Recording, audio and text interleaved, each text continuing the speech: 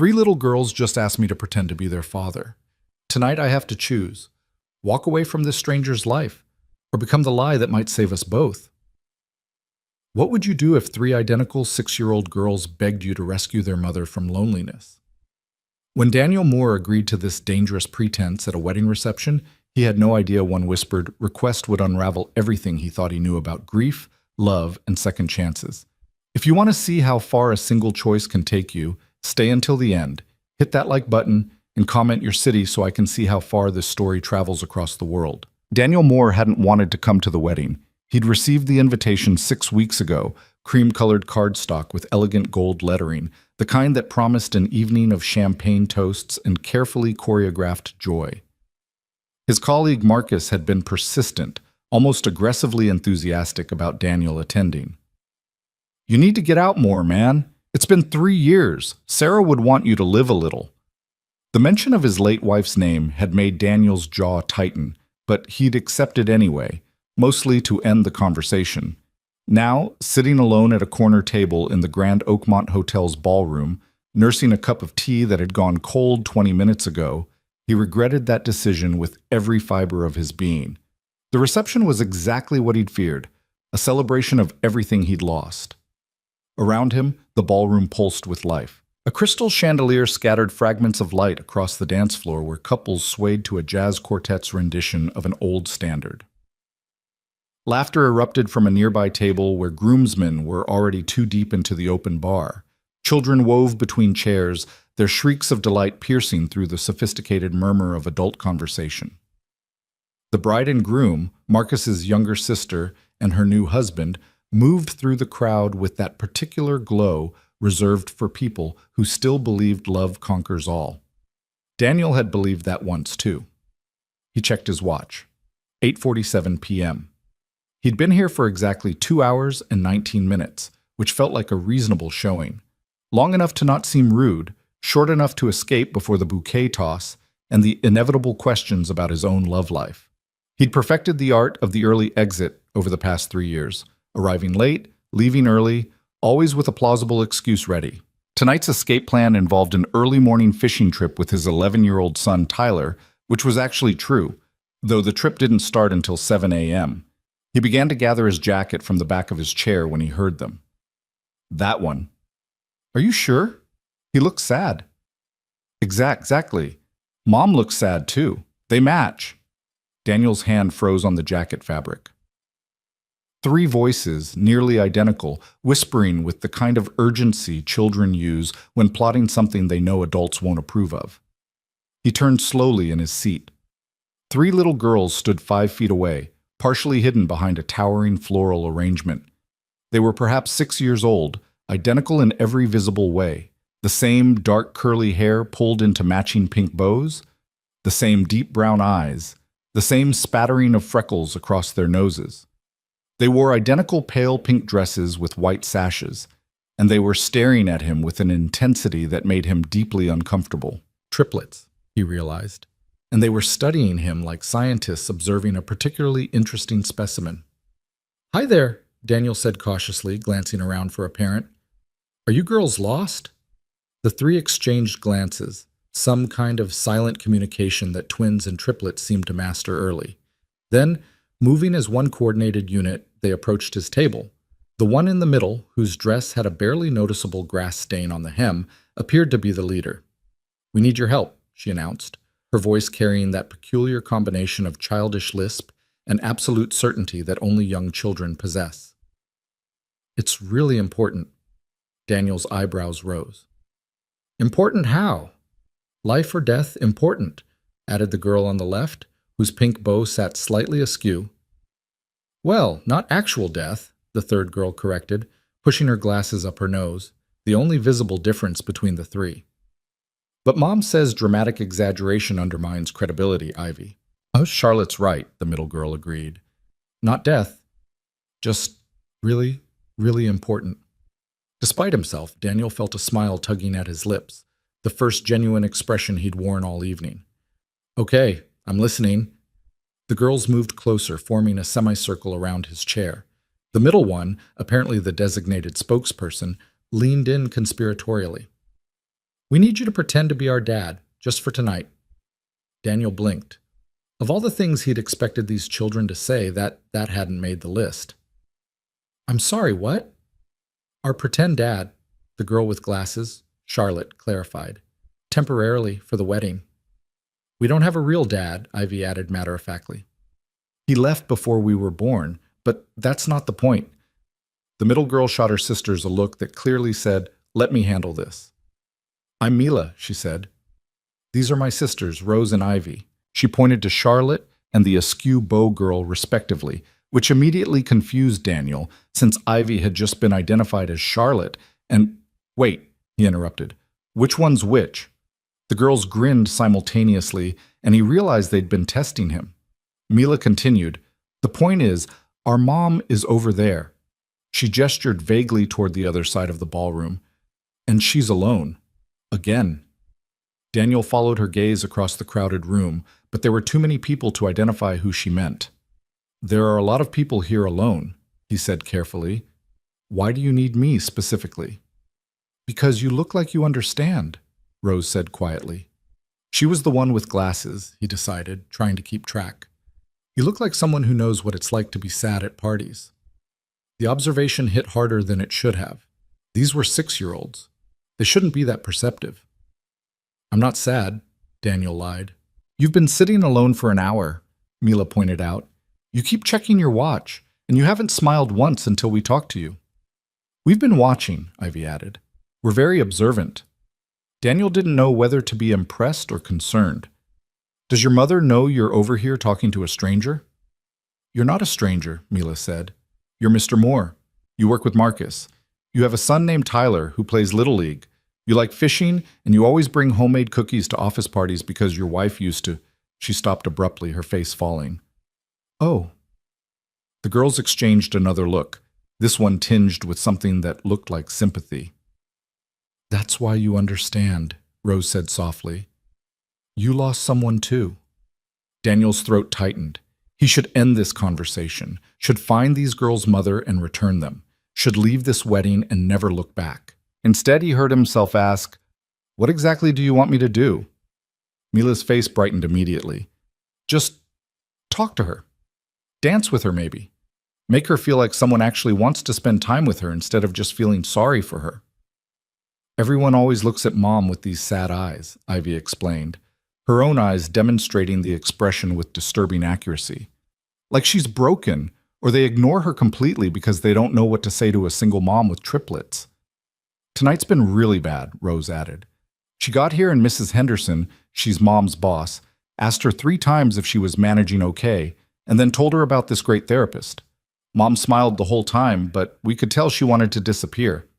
And then Mr. Patterson, he works at the bank. He tried to set her up with his nephew, who doesn't mind kids. Mila made air quotes with impressive disdain, like we're some kind of inconvenience that needs to be not minded. Daniel found himself leaning forward despite his better judgment. And you think me pretending to be your father will help this how? Not our father, Mila corrected, just someone who chose to be with her, someone who sees her as a person, not a charity case or a problem to be solved. She paused, then added with devastating honesty, We just want one night where people look at our mom and think she's happy, where she doesn't have to smile through being pitied. The request was absurd, completely inappropriate. Daniel should say no, should explain to these well-meaning children that lying wasn't the answer, that their mother wouldn't appreciate being part of this scheme, that he had his own grief to manage without stepping into someone else's complicated life. But then Mila said, Please. And something in that single word, the vulnerability beneath the confidence, the fierce protectiveness these little girls had for their mother, made Daniel hesitate. Where is she? He asked. Your mom. The girls turned in unison, and Mila pointed across the ballroom. There, by the dessert table, in the blue dress. Daniel followed their collective gaze through the crowd of wedding guests, past the dance floor where couples spun in practiced elegance, beyond the tables laden with half-eaten wedding cake and champagne flutes. And then he saw her. She stood alone near the far wall, partially obscured by a marble column, holding a small plate with a piece of untouched cake. She wore a simple navy blue dress that looked elegant but not expensive, her dark hair pulled back in a practical bun that had begun to come loose. She was smiling, that same polite, empty smile Daniel had perfected over 3 years of unwanted social obligations. The smile that said, "I'm fine, please don't ask." As he watched, an older woman approached her, Mrs. Henderson, presumably, and Daniel saw the subtle shift in her posture. The defensive straightening of her spine, the way her smile brightened to compensate, the slight step backward that almost looked casual. He recognized every element of that dance because he performed it himself at events like this. The woman said something, and Lena nodded, laughed lightly, replied with what looked like assurances. Mrs. Henderson patted her arm with that particular gesture of concern that always felt more condescending than comforting, then moved away. The moment she was gone, Lena's shoulders sagged almost imperceptibly. She set down her plate, untouched, and checked her phone, probably looking at the time, calculating how much longer she needed to stay before she could escape without seeming rude. Daniel knew that calculation intimately. "See?" Mila whispered. "She's doing it right now, the pretending to be okay thing."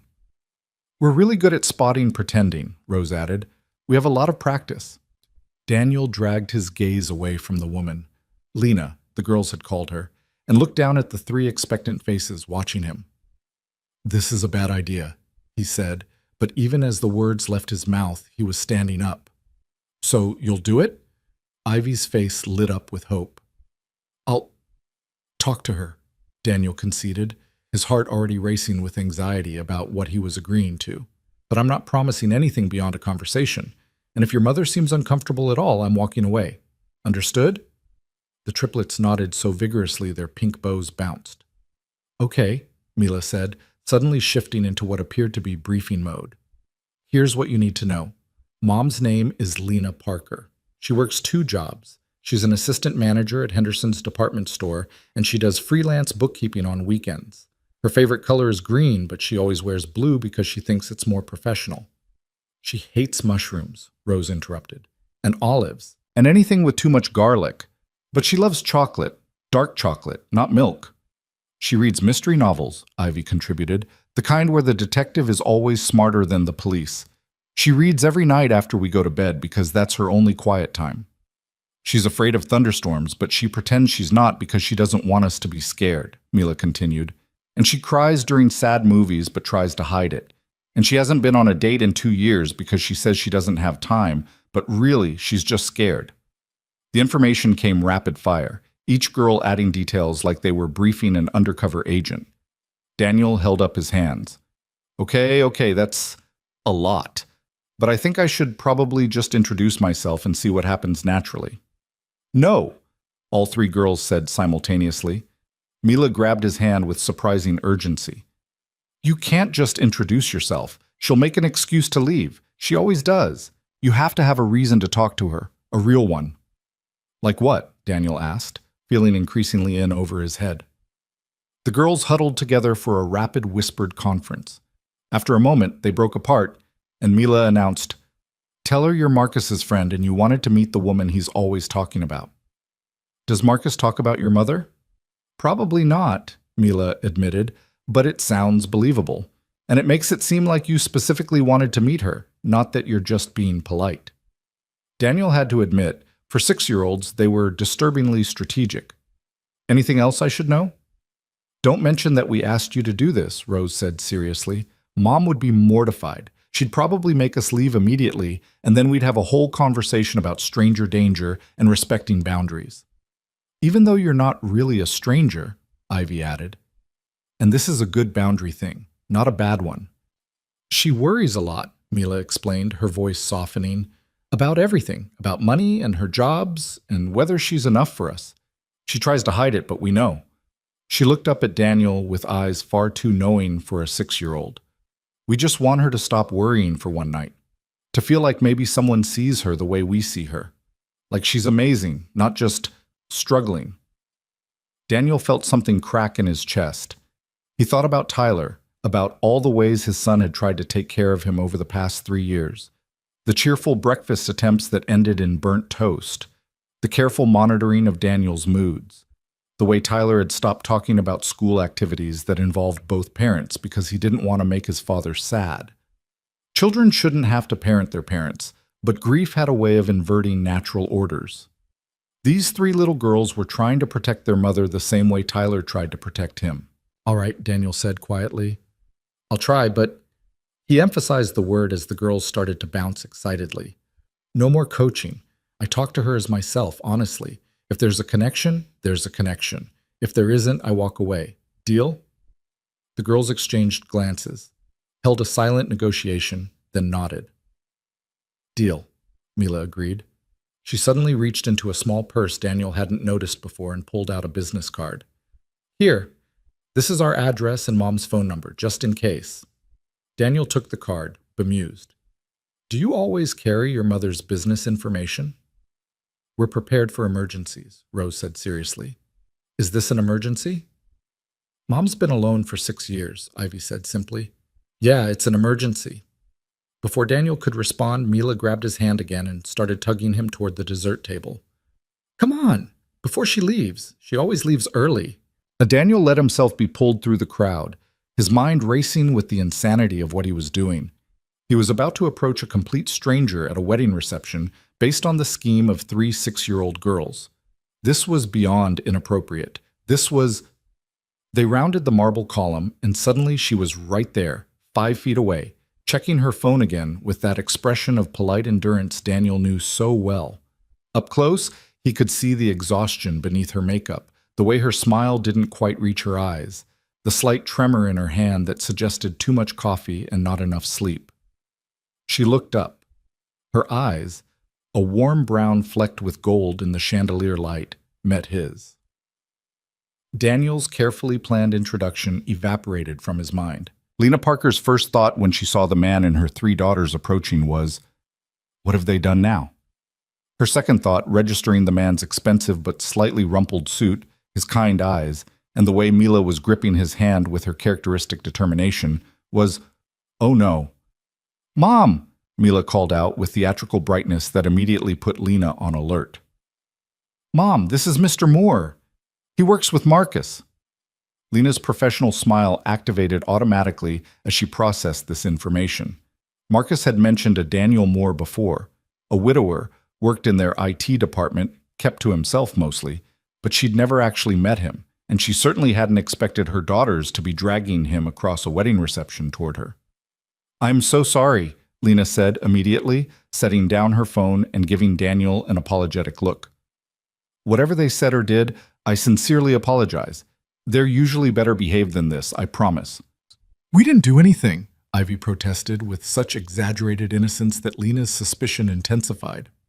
"We were just talking," Rose added, pushing her glasses up. Daniel, to his credit, looked slightly uncomfortable but not upset.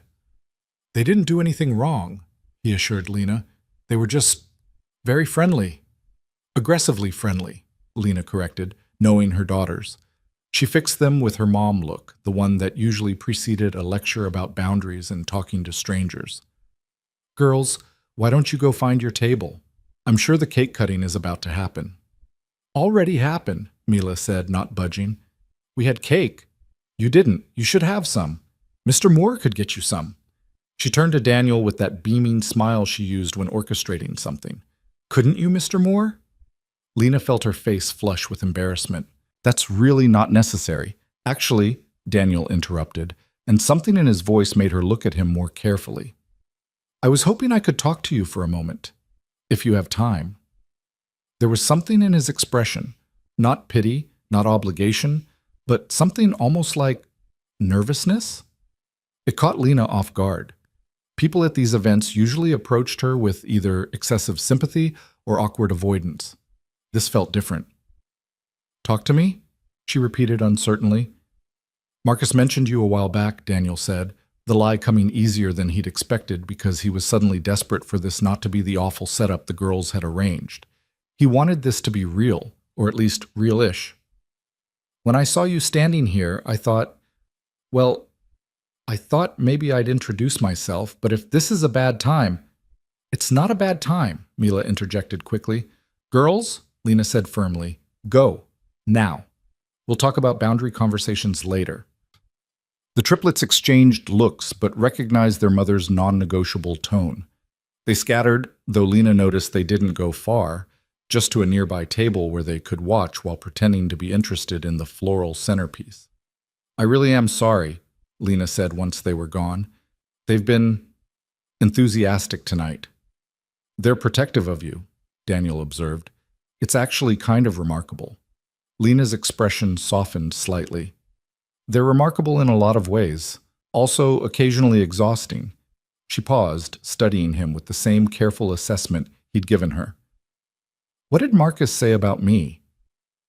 Daniel knew he should redirect, should find a graceful way to make this conversation happen without building on the lie. But looking at Lena Parker, at the defensive set of her shoulders, the expectation in her eyes that he would disappoint her somehow, the way she was already preparing to smile politely and extract herself from this interaction, he found himself choosing honesty instead. Actually, he said, Marcus probably hasn't said much about you at all. And your daughters didn't just talk to me. They recruited me for a very specific mission. Lena's eyes widened. Oh no, what mission? To pretend to be interested in you so you'd have one evening where people didn't treat you like you were broken or struggling. He watched her face carefully. They were very concerned about the pitying looks you've been getting. For a long moment, Lena just stared at him. Then to his surprise, she laughed, a real laugh, not the polite social one she'd been using all evening. Oh my God, they orchestrated a setup. She pressed her hand to her forehead. I'm going to have such a long talk with them about appropriate social behavior. Don't be too hard on them, Daniel said, finding himself smiling despite the awkwardness. Their hearts were in the right place. And honestly, they weren't wrong about the pitying looks. Lena's laughter faded, replaced by something more vulnerable. You noticed that too? I've been getting the same looks for 3 years, Daniel admitted. Ever since my wife died. Cancer. So yeah, I recognize the whole brave face while people feel sorry for you thing pretty well. The honesty seemed to shift something between them. Lena's defensive posture eased slightly. The girls told you about their father, I assume? They mentioned he wasn't in the picture. Left before they were born, Lena confirmed with the practiced casualness of someone who'd told this story too many times. Found out I was having triplets and decided fatherhood wasn't for him. I got divorce papers and a check for $5,000, which he apparently thought was fair compensation. She shook her head. Sorry, you don't need my life story. I asked, Daniel pointed out, and your daughters seemed to think we had something in common. The being sad at parties thing. Lena grimaced. They said that? They're very observant. That's a polite way of saying they need to mind their own business. But Lena's expression had softened. She glanced toward the table where the triplets were watching with barely concealed interest. Though I suppose I can't entirely blame them. I have been struggling lately, more than usual. She looked back at Daniel. This was supposed to be a fun evening out. Grown-up clothes, good food, dancing, a break from being mom for a few hours. But it turns out you can't actually escape yourself at wedding receptions. No, Daniel agreed quietly. You really can't. They stood there for a moment in shared understanding, the wedding reception swirling around them, music and laughter and celebration of new beginnings that felt impossibly distant from their own realities. Then Daniel made a decision. So here's what I'm thinking, he said. Your daughters went to a lot of effort to set this up. They're watching us right now. Don't look, but they're definitely watching. And they're probably hoping for some kind of success here. Success meaning? Lena asked cautiously. Meaning you have a nice conversation with someone who doesn't pity you, who doesn't treat you like a charity case or someone to be fixed. He met her eyes steadily. I can't offer you a relationship or romance or whatever they were probably hoping for, but I can offer you one evening of just being two people at a wedding who both find weddings kind of difficult. Lena considered this. No pretending? No pretending, Daniel confirmed. Just honesty. And maybe some of that cake, because I haven't actually eaten anything all night, and I'm starting to feel lightheaded. That earned him another real smile. The chocolate raspberry is actually pretty good, and the lemon cake is better than it has any right to be. Expert opinion? I stress eat desserts at events like this, Lena admitted. It gives me something to do with my hands and an excuse not to make small talk. Daniel found himself genuinely laughing. That's brilliant. I just drink terrible coffee and check my watch every 10 minutes. Less effective, Lena observed. Definitely less delicious. Clearly, I need better coping strategies. I could share my dessert expertise, Lena offered, and there was something playful in her voice now, something lighter than the exhaustion he'd seen when he first approached. If you're interested in a consultation. I'm very interested, Daniel said, and meant it. They moved toward the dessert table together, and Daniel was acutely aware of 3 sets of eyes tracking their every movement. When he glanced toward the triplets table, Mila gave him an enthusiastic thumbs up. They're not subtle, Lena observed, following his gaze. Not even a little bit. I should probably be mortified. Are you? Lena paused, considering. Honestly? Not as much as I should be, which probably says something about my social life. She picked up a plate and began selecting cake slices with practiced efficiency. 2 jobs and triplets doesn't leave much time for adult interaction that doesn't involve discussing math homework or arguing about bedtimes. I have one 11-year-old son and I barely manage that, Daniel admitted. I can't imagine triplets. It's organized chaos, Lena said, handing him a plate laden with 3 different cake varieties. Some days more organized than others. Mostly chaos, if I'm being honest. She selected her own slices. Different ones than his, he noticed. Tyler, right? Your son. Daniel was surprised she knew his name. Yeah, Tyler. He's been my anchor the last few years. Even when I've felt completely lost, he's given me a reason to keep showing up. That's how I feel about my girls, Lena said softly. Some days they're the only reason I get out of bed. Which is probably too much pressure to put on children, but she shrugged. Single parenthood doesn't really come with a manual. Neither does widowhood. They found an empty table in a quieter corner of the ballroom. Not Lena's original table, Daniel noticed, but somewhere more secluded where the noise of the reception became background rather than assault. They sat across from each other, plates between them like a buffer zone, and for a moment neither of them spoke. Then Lena picked up her fork and pointed it at his chocolate cake. Okay, expert assessment time. How desperate are you feeling right now on a scale of 1 to 10? About the cake or life in general? Start with the cake. Work our way up to existential crisis. Daniel took a bite of the chocolate raspberry cake. It was, as promised, legitimately good, rich without being overwhelming, the raspberry cutting through the sweetness perfectly. Solid 8, he declared. This is threatening to make me reconsider my entire approach to wedding receptions. Right? Lena's face lit up with vindication. I told you, the lemon cake is even better, but you have to pace yourself or you'll end up in a sugar coma. Speaking from experience? Last wedding I attended, I ate 4 pieces of cake and had to be driven home by my babysitter, Lena admitted without shame. The girls still bring it up when they want to win arguments about dessert portions. Daniel laughed, genuinely laughed, for the second time that evening. That's actually impressive. That's depression cake eating, Lena corrected, but she was smiling. This was right after finding out my ex-husband got remarried to someone 23 years old who doesn't want kids. The irony was not lost on me. How long ago was that? 2 years. The girls were 4. Lena took a bite of her own cake, chewed thoughtfully. You know what the worst part was? Everyone at that wedding felt so sorry for me. Like I was this tragic figure because I was alone with 3 kids, while my ex got to start fresh with someone who probably thinks responsibility means remembering to water plants. Did anyone actually say that? They didn't have to. You can see it in how people talk to you. That careful tone, the way they avoid certain topics, how quickly they change the subject when you mention anything about your life. She paused, kind of like what you're probably doing right now, being polite about my oversharing. I'm not being polite, Daniel said honestly. I'm thinking about how my mother-in-law still calls me every week to check if I'm managing okay. Like 3 years later, I'm still on the verge of collapse. And how my neighbors organized a meal train for 6 months after Sarah died, which was kind, but also meant I had to smile and act grateful every single evening when all I wanted was to be left alone with my grief. Lena set down her fork. Did you tell them that? No, because they meant well, and because I didn't know how to articulate that their kindness was sometimes harder than their absence would have been. Yes, Lena breathed out the word like a revelation. Exactly that. The well-meaning help that makes you feel more isolated because you have to perform gratitude on top of everything else you're already performing. They looked at each other across the table, and something shifted. A recognition deeper than shared circumstance. This wasn't just two lonely people at a wedding. This was two people who understood the specific exhaustion of grief performed for an audience. Okay, Lena said after a moment. New rule. For tonight, for this table, no performing.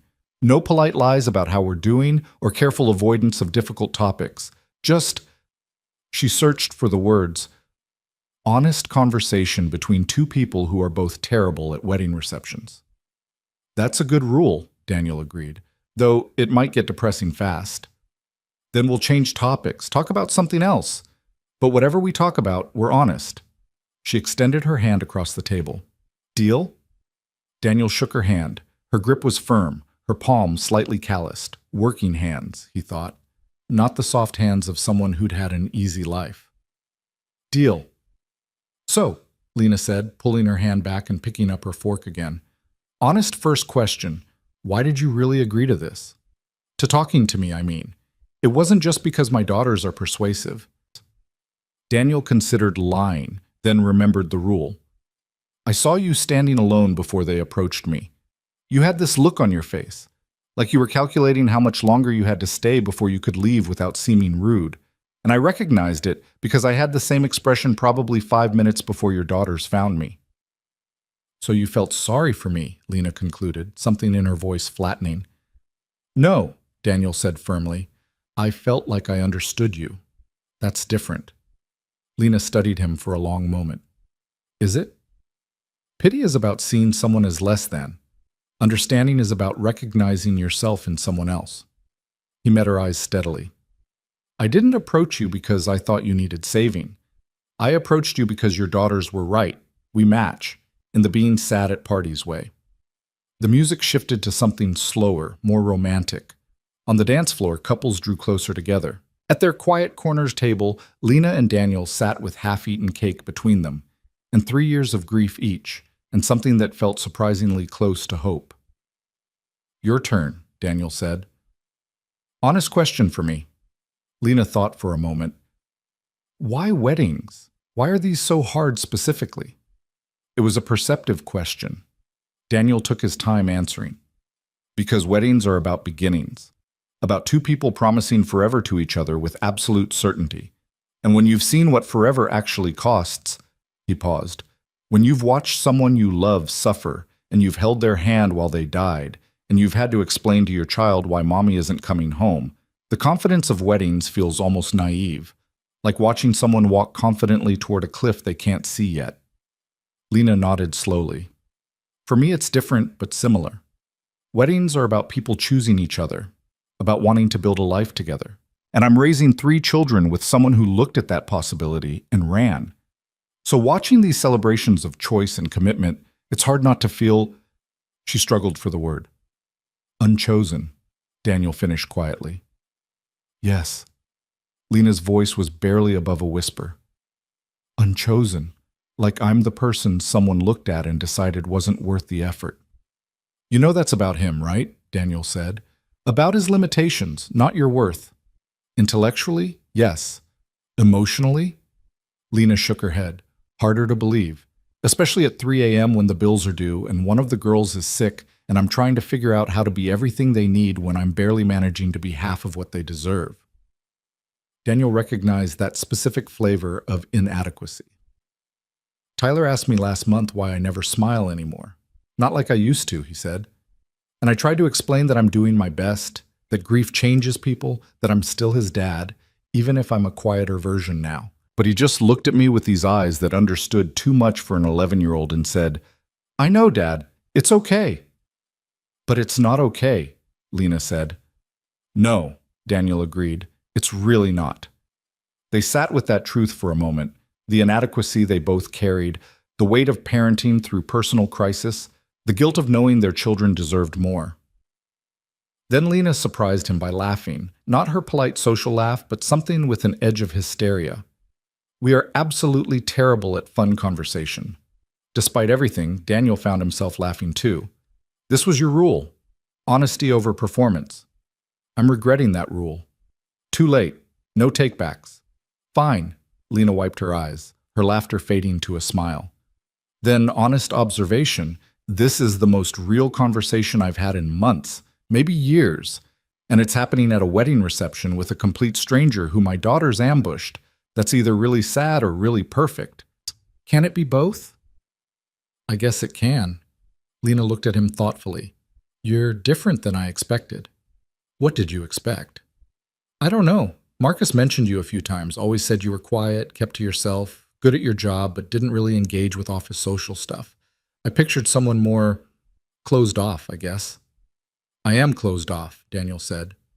Usually, but something about tonight. He gestured vaguely, unable to articulate exactly what he meant. Your children orchestrated this whole thing, Lena supplied.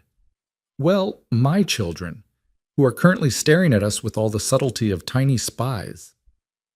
Daniel glanced toward the triplets' table.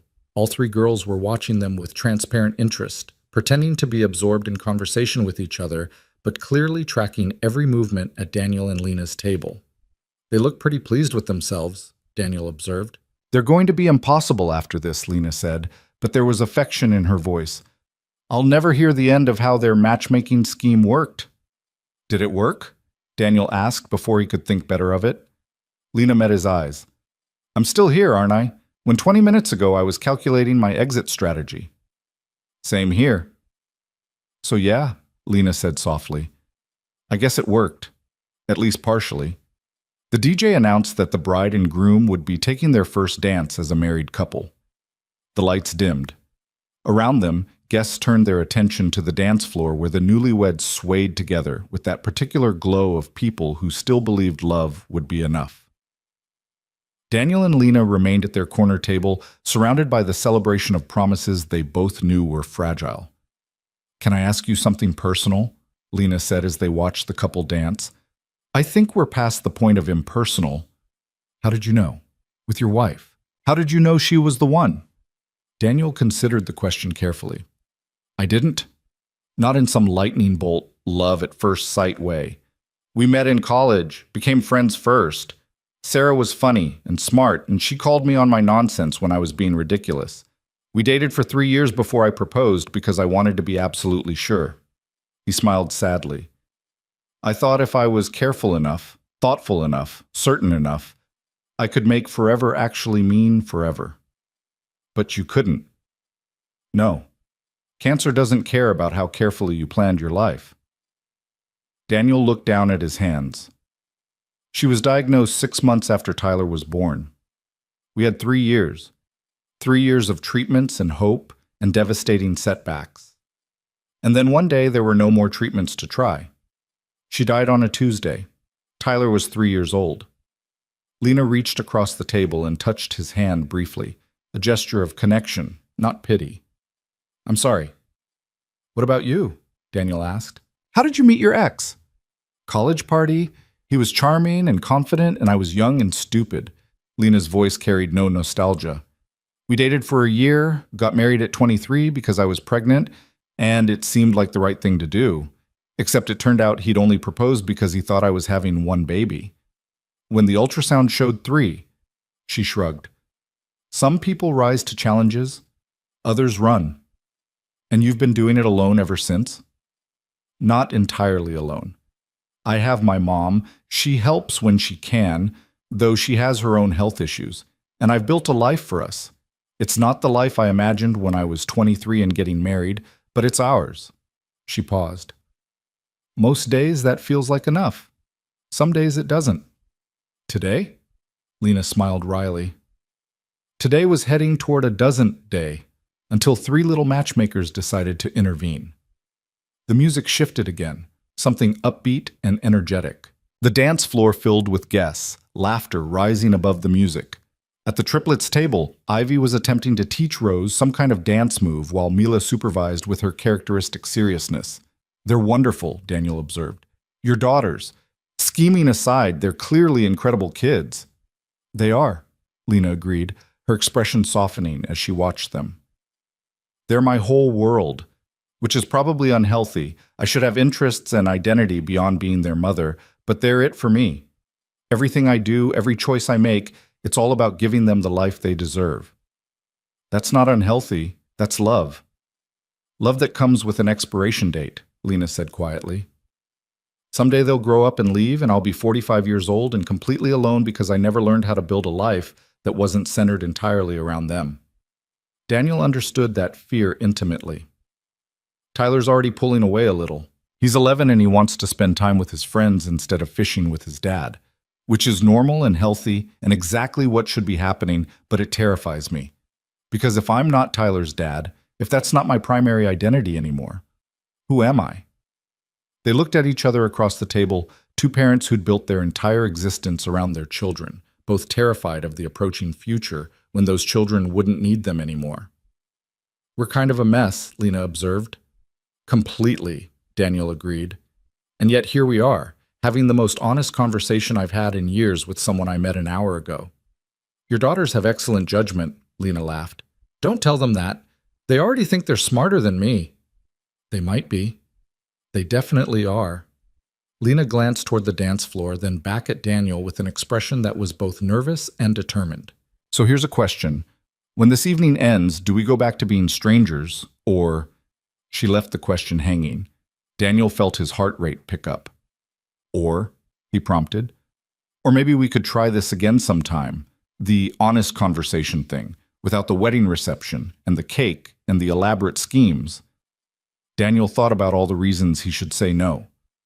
The complications of dating as a single parent, the risk of opening himself up to loss again, the comfortable numbness he'd cultivated over 3 years that protected him from feeling too much. Then he thought about how he'd felt for the past hour, actually present, actually engaged, actually alive in a way he hadn't been in years. Coffee, he suggested. Something simple. No pressure. Coffee sounds perfect, Lena said, and her smile was genuinely warm. Though I have to warn you, I'm a disaster in the mornings. 2 jobs means I survive on caffeine and chaos. I'm up every morning at 5:30 to pack Tyler's lunch and make sure he's awake for school. I'm very familiar with chaos. Then we're well matched.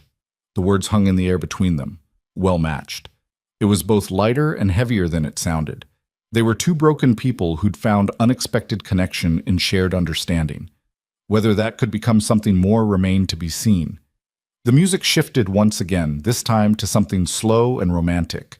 The DJ announced open dancing for all guests. Couples flooded the dance floor, and Daniel saw the triplets approaching their table with purpose. "Mom," Mila announced, slightly breathless from her earlier dancing. "You should dance with Mr. Moore." "Girls," Lena started. "Please," Rose added. "Just one dance?" Ivy simply looked at her mother with pleading eyes. Lena glanced at Daniel apologetically. "You don't have to—" "I'd like to," Daniel interrupted, surprising himself. He stood and extended his hand. "If you would." Lena hesitated, her earlier confidence wavering. Dancing was different from talking. Dancing was physical, public, a statement to everyone watching that they were together in some capacity. But then she looked at her daughter's hopeful faces, at Daniel's patient expression, at the hand extended toward her like an invitation to something she'd almost forgotten existed. She took his hand and let him lead her to the dance floor. The last time Lena had danced with someone, really danced, not just swayed awkwardly at a work function, had been at her own wedding. The memory should have stung, but somehow with Daniel's hand at her waist and her hand in his, it felt distant. Not erased, but no longer sharp. "I'm not very good at this," Lena admitted as they found their rhythm. "Neither am I. Sarah used to complain that I had no sense of musical timing. My ex said I danced like I was thinking too hard about the steps." "Were you?" "Always," Lena admitted. "Lena, I overthink everything." "Same." They swayed together, both slightly awkward, both overthinking their movements, both very aware of 3 pairs of eyes watching them from the edge of the dance floor. Despite the awkwardness, or perhaps because of it, something felt right about this moment. "Thank you," Lena said quietly, "for tonight, for listening, for not treating me like a charity case or a problem to solve. Thank you for the same, and for introducing me to life-changing wedding cake." Lena laughed softly against his shoulder. I have very specific skills. Apparently so. They continued dancing as the song played, neither of them noticing when one song blended into the next, and they were still swaying together. Other couples spun past them with more practiced grace, but Daniel and Lena remained in their own small orbit, finding unexpected comfort in shared rhythm. By the time they finally left the dance floor, 3 songs later, though neither had been counting, the triplets were practically vibrating with excitement. That was amazing, Mila declared. You look so happy, Mom. You danced for 3 whole songs, Rose observed with scientific precision. And Mr. Moore smiled, Ivy added, like a real smile. Lena felt her cheeks warm. Okay, subtle spies. Time to dial back the enthusiasm. But she couldn't quite suppress her own smile, and when she caught Daniel's eye, he was smiling too. That genuine expression that transformed his entire face from tired and sad to something younger, lighter. They returned to their corner table as the reception began winding down. The crowd thinned as guests departed, leaving mostly wedding party members and die-hard dancers. The triplets, their energy finally depleted, dragged chairs over to sit near their mother, their earlier scheming replaced with sleepy contentment. Daniel checked his watch. 11:47 p.m. He'd been at this wedding for more than 5 hours, longer than he'd stayed at any social event since Sarah's funeral. And stranger still, he didn't want to leave. I should probably get going, he said reluctantly. Tyler's with my mother-in-law tonight, but I told her I'd be back by midnight. Cinderella rules, Lena observed. Something like that. They stood, and there was a moment of awkwardness about how to say goodbye. A handshake felt too formal after everything they'd shared. A hug felt too presumptuous. In the end, Lena solved the problem by pulling out her phone. Give me your number, she said. For that coffee. If you still want to. I do, Daniel said, and gave her his number. She texted him immediately, just a simple, hi, it's Lena, so he'd have her contact information too. Next week sometime? Lena suggested. I'm working both jobs Monday through Thursday, but Friday afternoon I have a few hours between shifts. Friday works. There's a cafe near Henderson's department store. Rosewood Coffee. Do you know it? I practically live there, Lena said with a laugh. It's my between-jobs refuge. 2 p.m.? Perfect. They stood there for another moment, neither quite ready to end the evening despite the late hour and the practical need to get home. Finally, Mila solved the problem by tugging on Daniel's sleeve. Mr. Moore? He crouched down to her level. Yes? Thank you, she said seriously. For tonight. For being nice to our mom. Thank you for asking me, Daniel replied with equal seriousness. Tonight ended up being much better than I expected. Rose and Ivy crowded in for their own thanks, and then all 3 girls were hugging him with the unselfconscious affection of children who'd decided he was acceptable. Daniel found himself returning the embrace, thinking about Tyler at home, about how long it had been since he'd felt connected to anything beyond his own small, grief-contained world. When the girls released him, he straightened to find Lena watching with an expression he couldn't quite read, something between gratitude and hope and fear. Friday, she said softly. Friday, he confirmed. Daniel walked out of the Grand Oakmont Hotel into the cool night air feeling lighter than he had in 3 years. Behind him, the wedding reception continued its celebration of new beginnings. Ahead of him, his car waited to take him back to his regular life, to Tyler and responsibility and the comfortable numbness of routine. But now there was also Friday. Coffee with Lena Parker. A continuation of honest conversation, a possibility he hadn't allowed himself to consider in 3 years of carefully managed grief. He sat in his car for a long moment before starting the engine, replaying the evening in his mind, the triplets' audacious request, Lena's guarded smile transforming into something genuine. The way talking to her had felt both foreign and familiar, connecting with someone new while recognizing himself in her struggles. His phone buzzed, a text from Lena.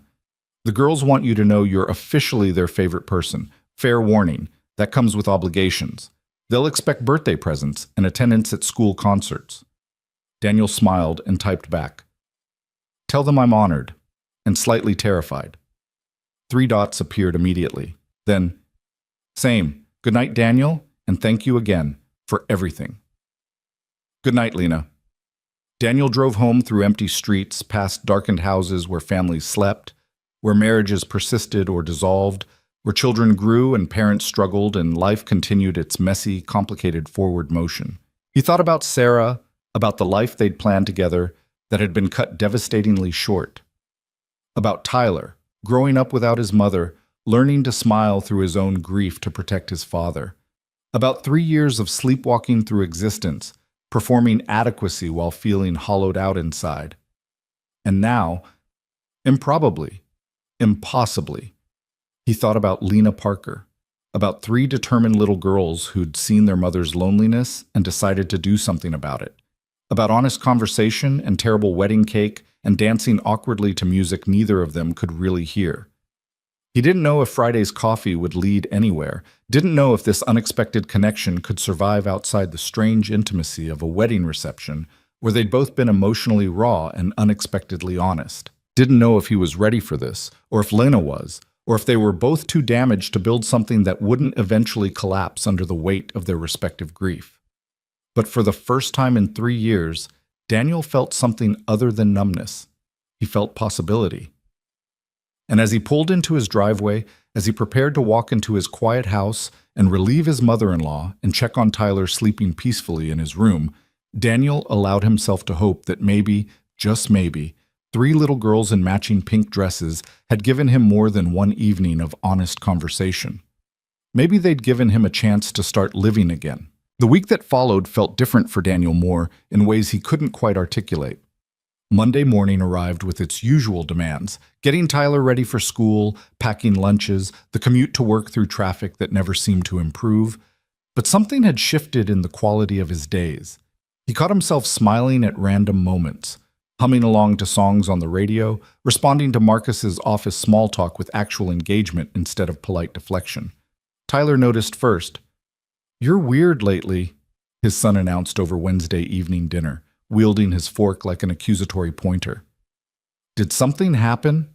Daniel looked up from his chicken and rice, startled. "Weird how?" "I don't know. Less sad." Tyler's 11-year-old directness could be devastating in its accuracy. "You whistled this morning when you were making breakfast. You never whistle." I used to whistle all the time," Daniel protested, though he couldn't actually remember the last time he had. "Not since Mom died," Tyler said matter-of-factly. He'd developed an unsettling comfort with discussing Sarah's death, treating it as simple fact rather than ongoing tragedy. Daniel's therapist said this was healthy. Daniel wasn't sure he agreed. "Maybe I'm just having a good week," Daniel offered, aiming for casual and landing somewhere near evasive. Tyler's eyes narrowed with suspicion. At 11, he was already too perceptive, too attuned to the subtle shifts in his father's emotional landscape after years of monitoring for signs of collapse. "Or maybe you met someone at that wedding." Daniel nearly choked on his water. "What? How did you—" "Grandma Patricia said you seemed different when you picked me up Saturday night, and you've checked your phone like 100 times since Monday." Tyler crossed his arms with an expression far too knowing for his age. "So who is she?" For a moment, Daniel considered deflecting, maintaining the careful boundary between his personal life and his role as Tyler's father. But looking at his son's face, hopeful beneath the studied nonchalance, he found himself choosing honesty instead. "Her name is Lena," Daniel said carefully. "I met her at the wedding. We talked for a while. It was nice." "Nice like polite conversation nice, or nice like you actually like her nice?" "When did you become a relationship expert?" "Dad." Tyler's tone carried infinite patience for parental deflection. "I'm 11. Not stupid. Are you going to see her again?" "Maybe. We're having coffee on Friday." Daniel watched his son's reaction carefully, prepared for resistance or upset or the complicated grief that sometimes surfaced when Tyler was reminded that life continued moving forward despite his mother's absence. Instead, Tyler grinned. "Cool. Is she nice? Does she know about Mom?" "She seems very nice. And yes, she knows about Mom." Daniel hesitated, then added, "She has 3 daughters, triplets. They're 6. Tyler's eyebrows shot up. 3 kids? That's intense. It is, Daniel agreed, which is why this is just coffee. Nothing serious, just two people getting to know each other. Sure, Tyler said with the skepticism of someone who'd already decided this was more significant than his father was admitting. Just coffee with a lady who has 3 kids, totally casual. You're being weird about this. You're being weird about this, Tyler countered. You've been checking your phone every 5 minutes, and you reorganized the kitchen cabinet yesterday, even though it didn't need reorganizing. You only do that when you're nervous. Daniel couldn't argue with that assessment. He had reorganized the kitchen cabinet, and he had been checking his phone with embarrassing frequency, waiting for messages that arrived with pleasing regularity throughout the week. Tuesday morning, Lena had sent, "The girls informed me at breakfast that you're now invited to Rose's birthday party in March. Apparently you made quite an impression. Feel free to decline. I promise they'll recover." Daniel had responded, "What does one bring to a 6-year-old's birthday party? I'm very out of practice with the under 10 demographic. Books are always safe. Rose loves anything with mysteries or animals, but seriously, no obligation. They're very enthusiastic, but I'm trying to teach them about boundaries. Noted on books, and I like that they're enthusiastic. It's refreshing." Wednesday afternoon. Quick question. Do you have any dietary restrictions? I just realized I suggested coffee without asking if you actually drink coffee. I'm apparently terrible at planning dates. Daniel's heart had done something complicated when he read the word dates. He'd typed and deleted 3 responses before settling on, "Coffee is perfect. No restrictions except I'm not great with anything too spicy. And I think you're doing fine at planning." Too spicy. Got it. Though we're just having coffee, so unless they've added ghost pepper lattes to the menu, we should be safe. You never know. Coffee places are getting experimental these days. If they offer ghost pepper anything, I'm ordering it just to watch you panic. Thursday evening, he'd sent her a photo of Tyler holding up a massive bass he'd caught during their fishing trip. Apparently, I'm not the only one having a good week. Lena had responded with a photo of 3 identical grins covered in what appeared to be chocolate. Baking experiment. It's going about as well as expected. Your son's fish is impressive. Does he take after you with the fishing skills? His grandfather mostly. Sarah's dad taught both of us. It's one of the few things I managed not to ruin after she died. There'd been a long pause before her response came through. You didn't ruin anything. You survived. There's a difference. Those small exchanges had carried Daniel through the week with something that felt dangerously close to anticipation. He'd found himself composing messages in his head during work meetings, smiling at his phone like a teenager, wondering what Lena was doing during her long shifts at the department store or her evening bookkeeping work. Now, watching Tyler demolish his dinner with the efficiency of a growing boy, Daniel felt the weight of his son's hope pressing against his own careful guardedness. "So, what are you going to wear, Ransom?" Tyler asked, apparently considering this settled matter. "To coffee? Probably just jeans and a shirt. It's not formal." "You should wear the blue sweater. Mom always said it made your eyes look nice." The casual mention of Sarah hit Daniel sideways, as it always did when Tyler referenced her without warning. "Yeah? Yeah." Tyler's voice softened slightly. "She'd be okay with this, you know. With you meeting someone. She told me once that she didn't want you to be alone forever if something happened to her." Daniel's throat tightened. "When did she tell you that?" "Near the end, when she was really sick." Tyler pushed food around his plate, not meeting his father's eyes. "She made me promise to make sure you didn't give up on being happy. I told her I was 8 and didn't know how to do that, but she said I'd figure it out when I was older." "Tyler, I'm just saying, Dad, it's okay to try." Tyler looked up finally, and his eyes were suspiciously bright. "I miss her too. All the time. But she wouldn't want us to stop living because she couldn't be here anymore." Daniel reached across the table and squeezed his son's hand, overwhelmed by the wisdom and grief contained in this boy who'd lost his mother too young and somehow emerged determined to protect his father from drowning in sorrow. "When did you get so smart?" Daniel managed. "I've always been smart," Tyler said, his grin returning. "You just don't notice because you're old. I'm 36. "Exactly. Ancient." They finished dinner with easier conversation, and Daniel felt something loosen in his chest that he hadn't realized was constricted. Tyler's blessing, because that's what it had been really, mattered more than Daniel had let himself acknowledge. The guilt of moving forward, of allowing himself to feel something for someone who wasn't Sarah, had been a constant low-grade presence since Saturday night. But Tyler's matter-of-fact acceptance, his casual certainty that this was okay, that Sarah would have approved, eased something Daniel had been carrying alone. That night, after Tyler was asleep, Daniel sent Lena a message. "My son just gave me relationship advice. I'm not sure whether to be proud or concerned." Her response came quickly. "What did he say?" "That I should wear the blue sweater because it makes my eyes look nice." "Smart kid. Listen to him. He also said his mother would be okay with this.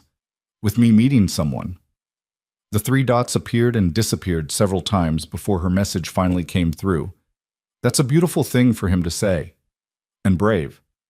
Is it weird that I'm a little terrified of living up to the expectations of an 11-year-old I've never met? Extremely weird, but also kind of endearing.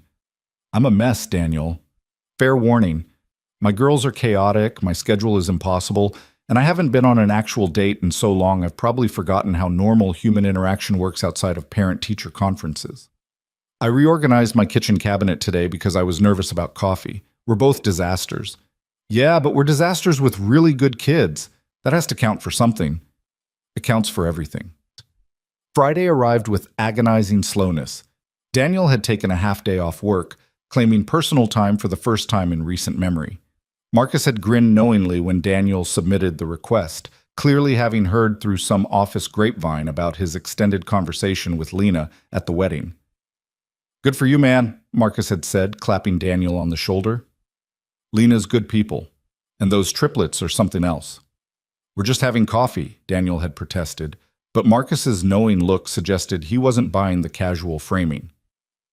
Now, standing in front of his bathroom mirror at 1:30 p.m., Daniel was experiencing a level of anxiety he hadn't felt since his first date with Sarah in college. He'd changed shirts 3 times before settling on the blue sweater Tyler had recommended, paired with jeans that were nice enough for a coffee date, but not so formal as to seem like he was trying too hard. His hair, streaked with more gray than he remembered acquiring, refused to cooperate despite multiple attempts at styling. "You look fine," he told his reflection firmly. "It's just coffee, with a woman you already talked to for 5 hours. Nothing to be nervous about." His reflection remained unconvinced. Daniel arrived at Rosewood Coffee at 1:52 p.m., early enough to seem eager, but not so early as to appear desperate.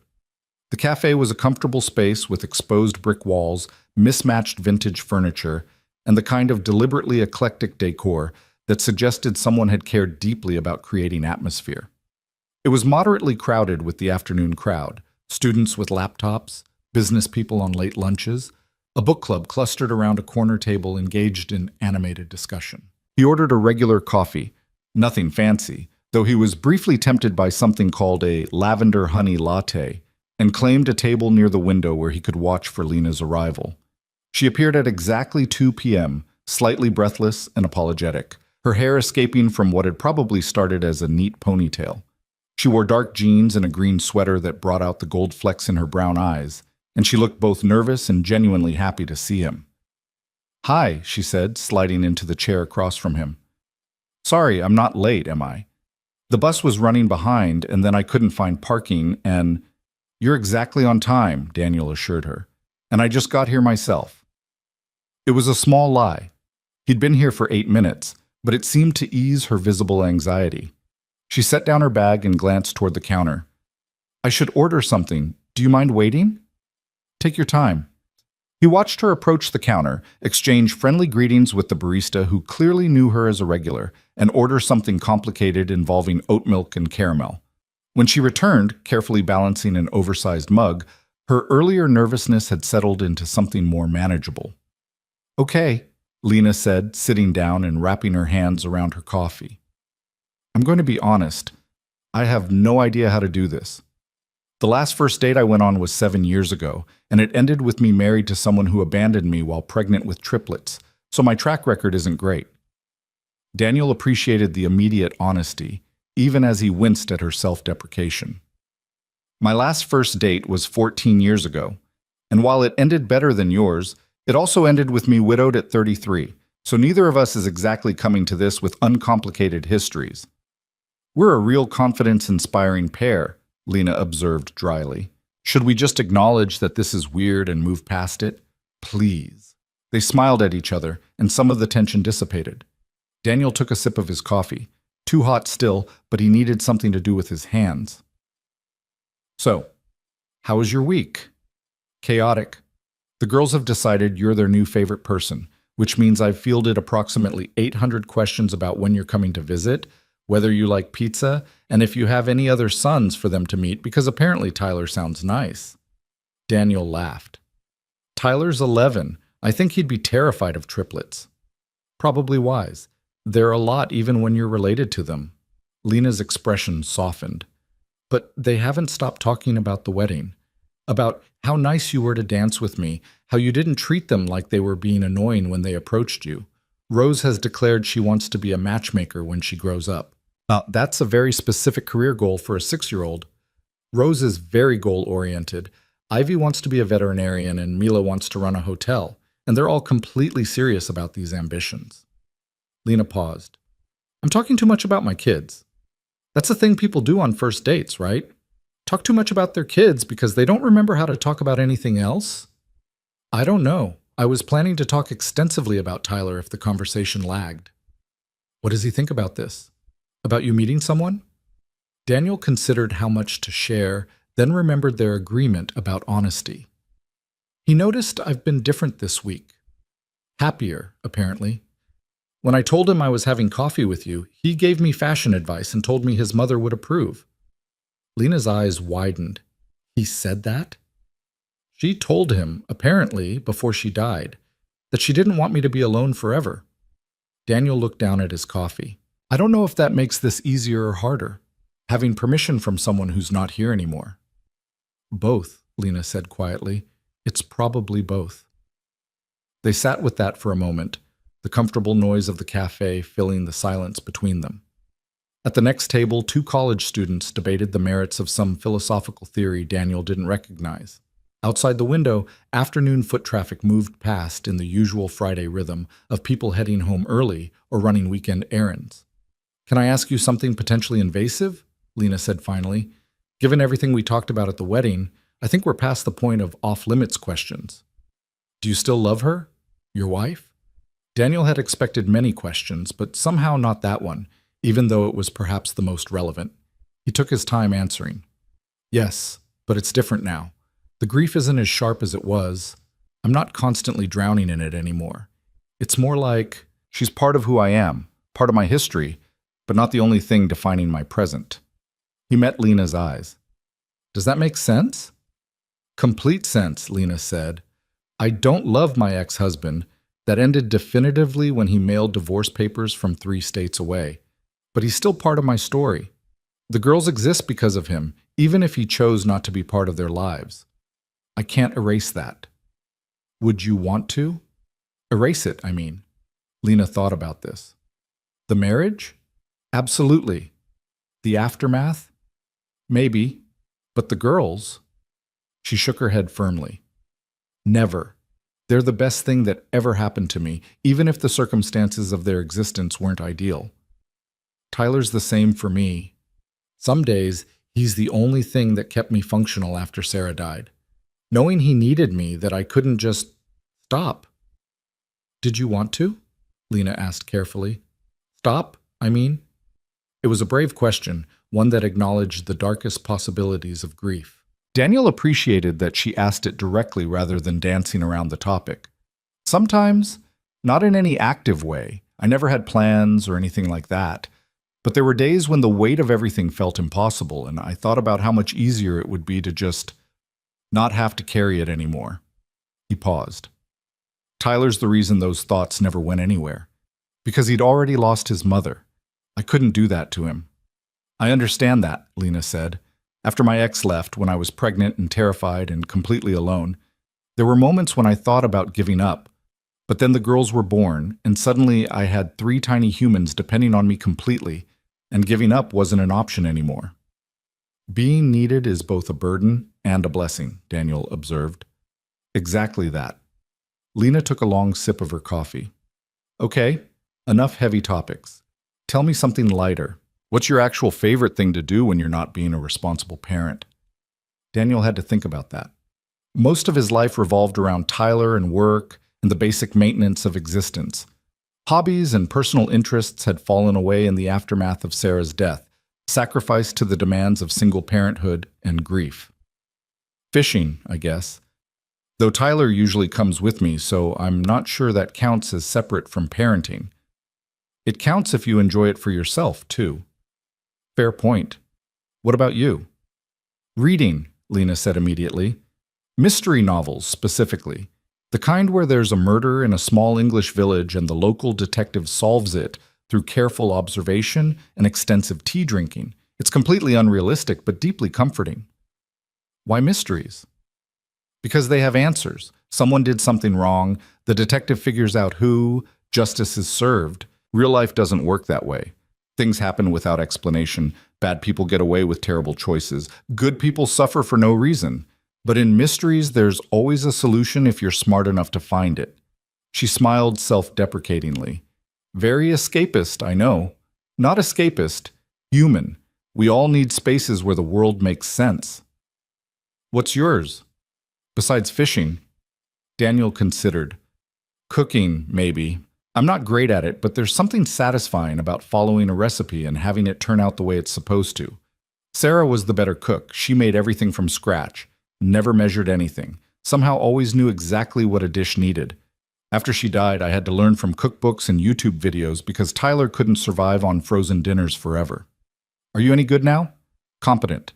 Tyler hasn't complained in at least 6 months, which I'm taking as success. Daniel smiled. Though my baking is still disastrous. I tried to make cookies for Tyler's class last year and ended up buying them from the store and pretending I'd made them. Lena laughed, a real, genuine laugh that lit up her entire face. I did that exact same thing for Rose's kindergarten party. Attempted homemade cupcakes, ended up with something that looked like a science experiment gone wrong, drove to the grocery store bakery at 7 a.m. in a panic. Did anyone notice? The teacher definitely noticed because grocery store cupcakes come in very distinctive plastic containers, but she was kind enough not to call me out. Lena grinned. The girls, of course, told everyone their mom bought the cupcakes because her baking is terrible, but she tries really hard. Brutal honesty. 6-year-olds specialize in it. They continued talking as their coffee cups emptied and the afternoon light shifted through the cafe windows. The conversation flowed easily, moving from parenting mishaps to work frustrations to childhood memories. Lena told him about growing up in a small town in Ohio, the middle child of 5 who learned early to be independent and self-sufficient. Daniel shared stories about his parents' quiet marriage, how they'd modeled a kind of steady, undemonstrative love that he'd tried to replicate with Sarah. Do you talk to them much? Lena asked. Your parents? They died when I was in college. Car accident. Daniel's voice was matter-of-fact. He'd had decades to process that loss. Sarah's parents are still around. Patricia, Tyler's grandmother, she helps out a lot. Her dad lives in Arizona now, but visits every few months. That must be helpful, having family support. It is. What about you? My mom lives about 40 minutes away. She helps when she can, but she has rheumatoid arthritis that's gotten worse the past few years, so she's limited in what she can manage physically. My siblings are scattered, one in California, one in Texas, one in Florida, and one in North Carolina. We text occasionally, but we're not close. Lena's expression suggested this was a source of some regret. It's mostly just me and the girls. That's a lot of responsibility. Some days it feels impossible, like I'm barely keeping all the pieces together, and one wrong move will make everything collapse. She looked at him seriously. I should probably warn you, my life is complicated. 2 jobs, 3 kids, constant chaos, very little time for anything resembling a normal social life. If you're looking for something simple and uncomplicated, I'm definitely not it. Lena, Daniel said gently. I'm a widowed single father who hasn't been on a date in 14 years and who reorganizes kitchen cabinets when he's nervous. Simple and uncomplicated left my life about 3 years ago. Complicated is fine. She smiled, but there was vulnerability beneath it. I just don't want you to have unrealistic expectations, or to invest time in something that might not work because my schedule is impossible. How about this? Daniel suggested. We take it one coffee date at a time. No pressure, No expectations beyond seeing if we enjoy spending time together. If it works, great. If it doesn't, we were honest with each other and nobody got hurt. One coffee date at a time, Lena repeated, considering. That's reasonable. So does that mean you'd be interested in a second coffee date? Are you asking? I am. Lena's smile widened. Then, yes, I'd like that. They exchanged numbers officially, not just the brief text from the wedding, but actual contact information saved properly in their phones. They made tentative plans for the following week, contingent on Lena's work schedule and Tyler's school activities. They talked until the cafe began preparing for the evening dinner rush, and they realized they'd been there for nearly 3 hours. Outside Rosewood Coffee, standing on the sidewalk as foot traffic moved around them, there was an awkward moment of how to say goodbye. Daniel settled for a brief hug, friendly but warm, nothing presumptuous. Lena hugged him back with surprising strength. Thank you, she said as they separated, for this, for making it easy. Same to you. He watched her walk to her car, a slightly battered Honda sedan with a bumper sticker that read, "Triplet Mom, handle with care." She waved before getting in, and he waved back, feeling simultaneously energized and exhausted by the emotional intensity of the afternoon. That evening, Tyler interrogated him with the thoroughness of a prosecuting attorney. So, how was it? Good, Daniel said, trying for casual. We talked, had coffee. It was nice. Dad, details. What did you talk about? Does she like you? Are you going to see her again? We talked about a lot of things. I think she likes me, yes. And we're planning to meet again next week. Tyler pumped his fist in victory. Yes, okay, next time you need to Tyler, Daniel interrupted gently. I appreciate the enthusiasm, but this is very new. We're taking it slow, just seeing if we enjoy spending time together. But you do enjoy spending time with her, Tyler pressed. I do, Daniel admitted, but that doesn't mean it's going to turn into anything serious. We're both figuring this out as we go. Tyler considered this with the seriousness of someone solving a complex problem. Okay, but you seem happy, like actually happy, not just pretending for my sake happy. So that's good.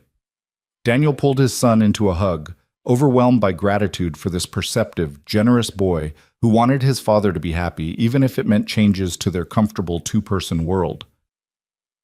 I love you. You know that? Obviously, Tyler said, but he hugged back tightly. Love you too. The second coffee date happened the following Tuesday, squeezed into a 2-hour window between Lena's department store shift and her evening bookkeeping work. They met at the same cafe, ordered the same drinks, and picked up their conversation as if no time had passed at all.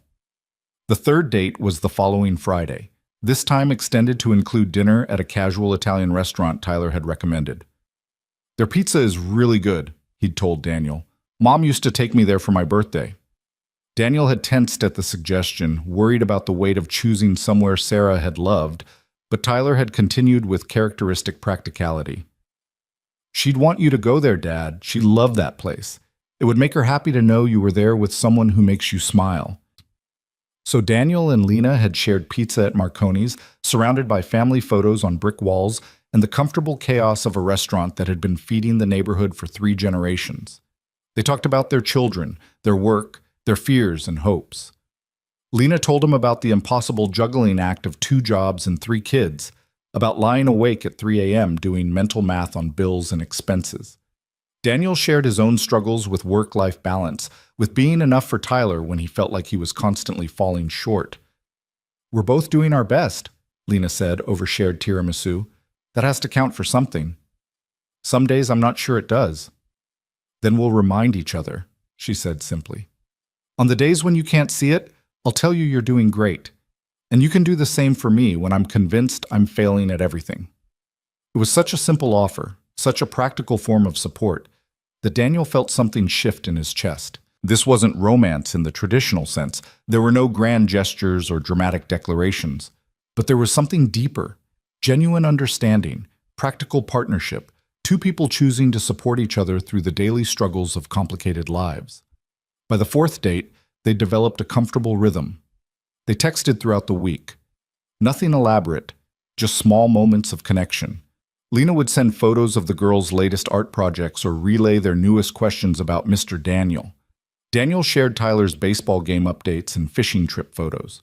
They talked on the phone twice when schedules didn't allow for meeting in person, late-night conversations after children were asleep when they could speak more freely about difficult topics. "I'm scared," Lena admitted during one of these calls, her voice quiet in the darkness, "of letting myself hope this might work. Every time I've trusted someone, every time I've let myself believe things could be good, it's fallen apart. My ex leaving, my dad dying when I was 16, jobs I counted on that disappeared, friendships that couldn't handle the reality of single parenthood. I'm terrified this will be another thing that seems promising and then just ends." "I'm scared too," Daniel confessed. "I loved Sarah completely, and losing her nearly destroyed me. The idea of caring about someone that much again, of making myself vulnerable to that kind of loss, it's terrifying." "So what do we do?" "Keep going," Daniel said. "Keep choosing to show up, even when it's scary.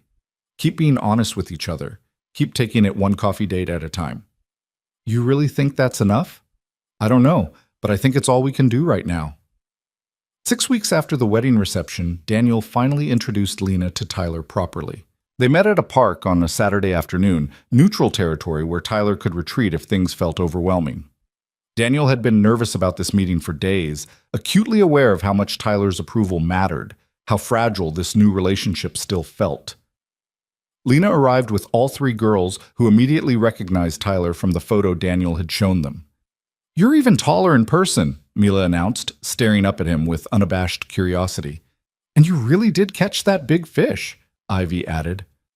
Rose, the quietest of the three, simply studied Tyler with her characteristic seriousness before pronouncing, "You look nice. Mom said you were nice." Tyler, to his credit, handled the triplet assault with impressive composure. "You guys are the ones who made my dad dance at the wedding." "We didn't make him," Mila corrected primly. "We asked politely." "Very politely," Rose emphasized.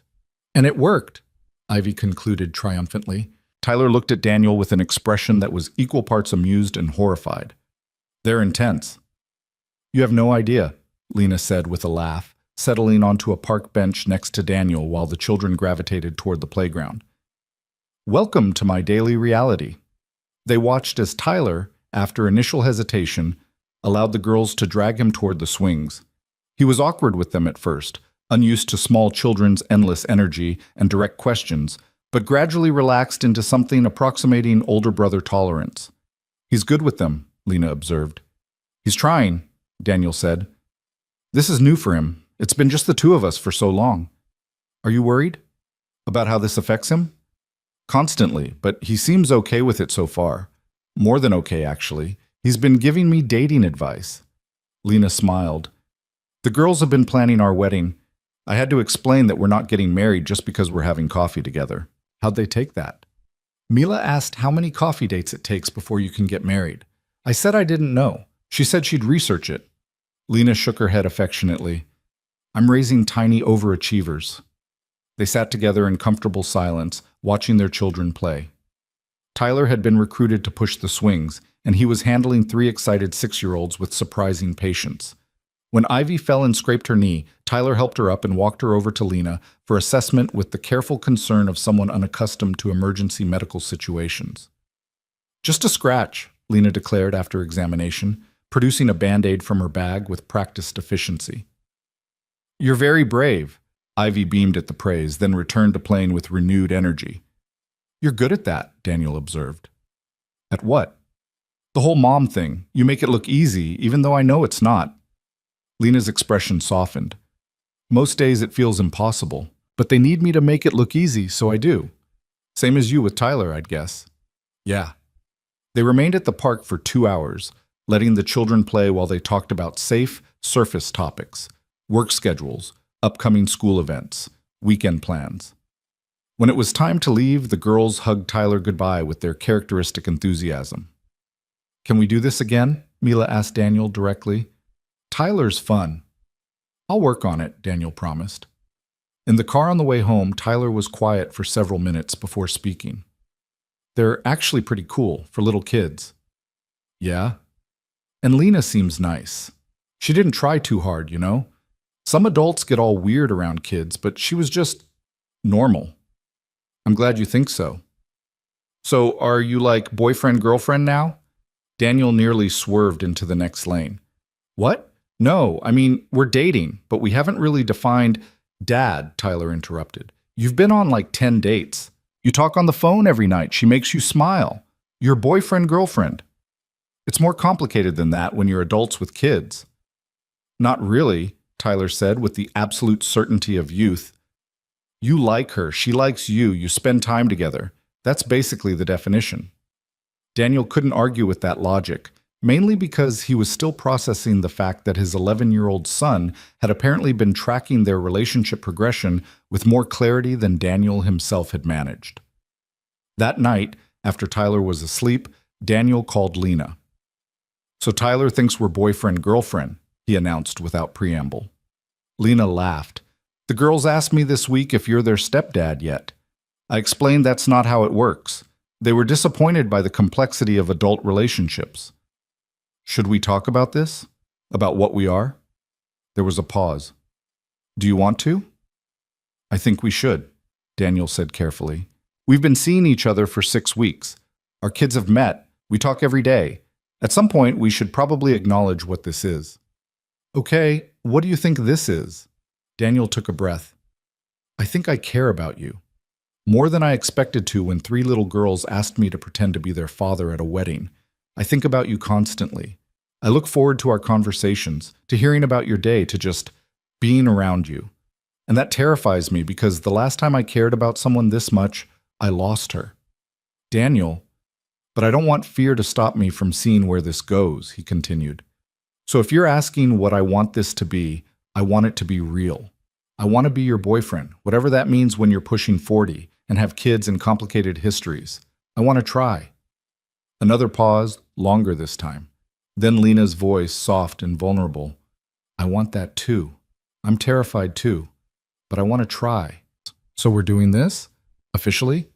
We're doing this officially, Lena confirmed, though I reserve the right to panic occasionally. Same.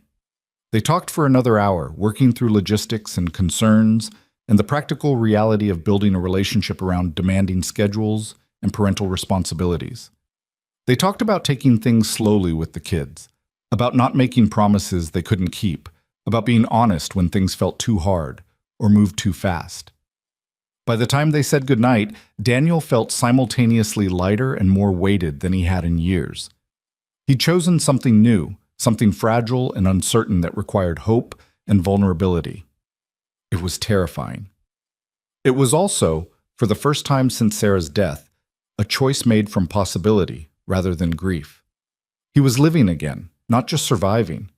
And while the future remained uncertain, while loss and pain remained possible, he'd decided possibility was worth the risk. 3 little girls in pink dresses had been right all along. Sometimes the bravest thing you can do is say yes when everything in you wants to hide. 3 months into their relationship, Daniel Moore discovered that loving Lena Parker meant loving her in fragments scattered across impossible schedules. Tuesday morning texts sent during her coffee break at Henderson's department store. Wednesday evening phone calls squeezed between her bookkeeping clients and the girls' bedtime routine. Stolen hours on Saturday afternoons when his mother-in-law could watch Tyler and Lena's mother felt well enough to manage the triplets. Their relationship existed in the margins of 2 overfull lives, and some days Daniel wondered if margins were enough to build something lasting. The question crystallized on a Thursday evening in late November when Lena canceled their dinner plans for the 3rd time in 2 weeks. I'm so sorry, her text read, arriving at 5:47 p.m. when Daniel was already dressed and ready to leave. Rose has a fever of 102 and I can't find anyone to watch the girls. Rain check? Daniel stared at his phone, fighting down frustration he knew was unfair. Rose being sick wasn't Lena's fault. Single parenthood meant sometimes everything else took a back seat to sick children and emergency situations. He understood that intellectually. Emotionally, he felt the disappointment like a physical weight. Of course, he typed back. Hope she feels better. Let me know if you need anything. You're the best. I'll make this up to you, I promise. But that was the 4th promise to make it up to him in as many weeks, each one sincere and each one ultimately undeliverable, Because Lena's life simply didn't have room for the kind of spontaneous makeup dates normal couples might arrange. Her schedule ran on rails, every hour accounted for, every commitment locked in place by necessity and obligation. Tyler found him sitting at the kitchen table 20 minutes later, still dressed for a date that wasn't happening. "She canceled again?" his son asked, his tone carefully neutral. "Rose is sick. That's the third time this month something's come up." "She's a single mother with 3 kids and 2 jobs, Daniel said, hearing the defensiveness in his own voice. "Things come up." "I know." Tyler grabbed an apple from the fruit bowl and leaned against the counter. "I'm just saying, it's hard on you, the constant canceling. It's part of the deal when you date someone with kids. You have a kid and you don't cancel on her all the time." Daniel looked at his son, caught off guard by the observation. "That's different. I have more support. Your grandmother helps out. I only have one job. My schedule is more flexible." "I'm not criticizing her," Tyler interrupted. "I like Lena. The triplets are exhausting, but kind of fun. I'm just saying you're allowed to be disappointed when plans fall through." The permission in those words, the recognition that Daniel's feelings mattered even when the circumstances were beyond anyone's control, made something crack in his chest. "Yeah, I'm disappointed. So tell her that.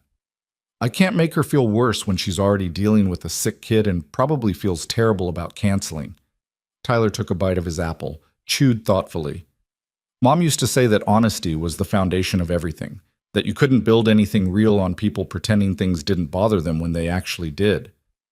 Daniel felt the familiar ache that always accompanied Tyler's casual invocations of Sarah's wisdom.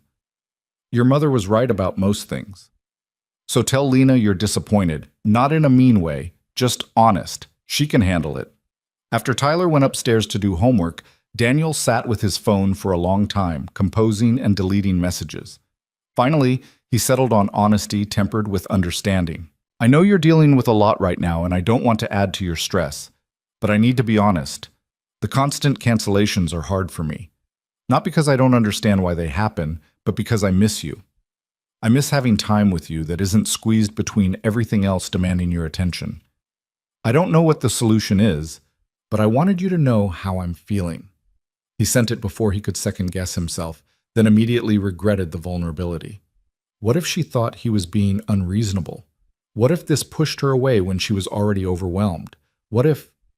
His phone rang. Lena's name appeared on the screen. "Hi," he answered, his heart racing. "Don't apologize for that text," Lena said immediately, her voice tight with emotion. "Don't you dare apologize for being honest about your feelings." "I wasn't going to." "You were. I could hear it in your voice just now." She took a shaky breath. "You're right. I cancel constantly. I'm always running late or cutting conversations short or rescheduling because something came up with the girls or work. And I hate it. I hate that I can't give you the time and attention you deserve. I hate that our relationship exists in these tiny fragments between everything else in my life. I hate that I'm failing at this before it even really starts." "Lena, you're not failing." "I am, though, because you deserve someone who has actual time for you, who can make plans and keep them, who doesn't bail every time one of 3 children gets sick or has a school emergency or needs something urgently." Her voice cracked. "And I can't be that person, Daniel. I want to be, but I can't. My life doesn't have room for it." Daniel closed his eyes, processing the pain in her voice, the resignation that suggested she'd been having this conversation with herself for a while. "What are you saying?" There was a long pause. In the background, he could hear one of the girls calling for their mother, hear Lena's muffled response, the rustle of movement. Then she was back. "I'm saying maybe this isn't fair to you. Maybe you should be with someone whose life is less complicated, who can actually be a real partner instead of someone you see in stolen moments between crises. Is that what you want? To end this?" "No." The word came out fierce and immediate. "But what I want doesn't change reality. I'm drowning, Daniel. Every single day, I'm barely keeping my head above water, and adding a relationship to everything else, it's not sustainable. Something's going to give, and I'm terrified it's going to be us, or I'm going to fail the girls even more than I already am." Daniel stood up, began pacing his kitchen with restless energy. "What if we changed our approach?" "What do you mean?" Right now, we're trying to fit into each other's lives the way normal couples do. Plan dates, regular time together, all the conventional relationship markers. But we're not a conventional couple. We're two single parents with complicated lives and demanding responsibilities. So what if we stopped trying to force the conventional model and found something that actually works for us? Lena was quiet, considering. Like what? I don't know exactly. But maybe instead of planning elaborate dates that require babysitters and free time neither of us reliably has, we find ways to integrate our lives more, bring the kids together more often, find ways to be part of each other's daily chaos instead of trying to escape it for a few hours at a time.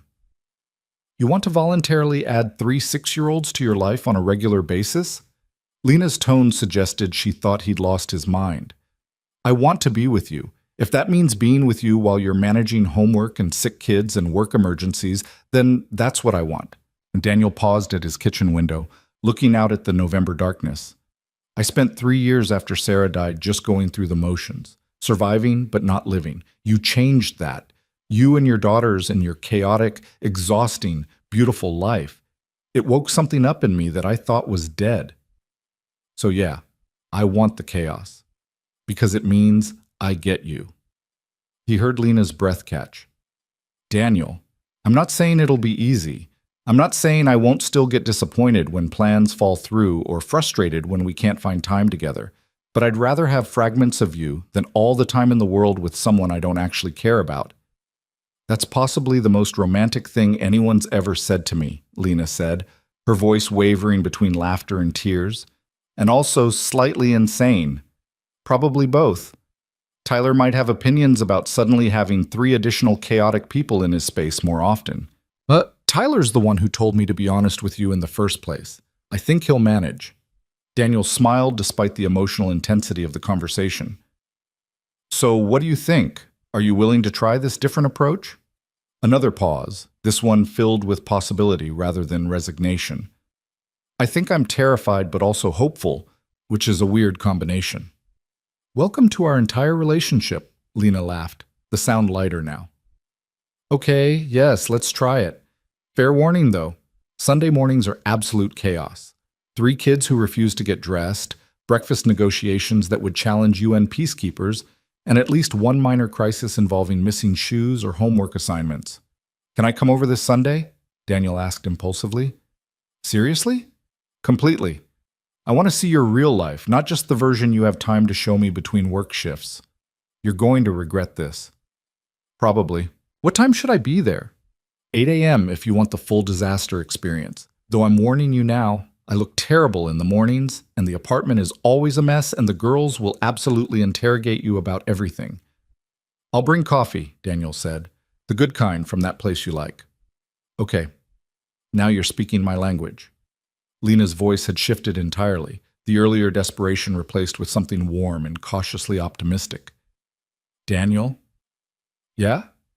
Thank you for not giving up on this when it got hard, for being honest instead of just walking away. Same to you. After they hung up, Daniel stood in his kitchen feeling simultaneously exhausted and energized. They hadn't solved anything, not really.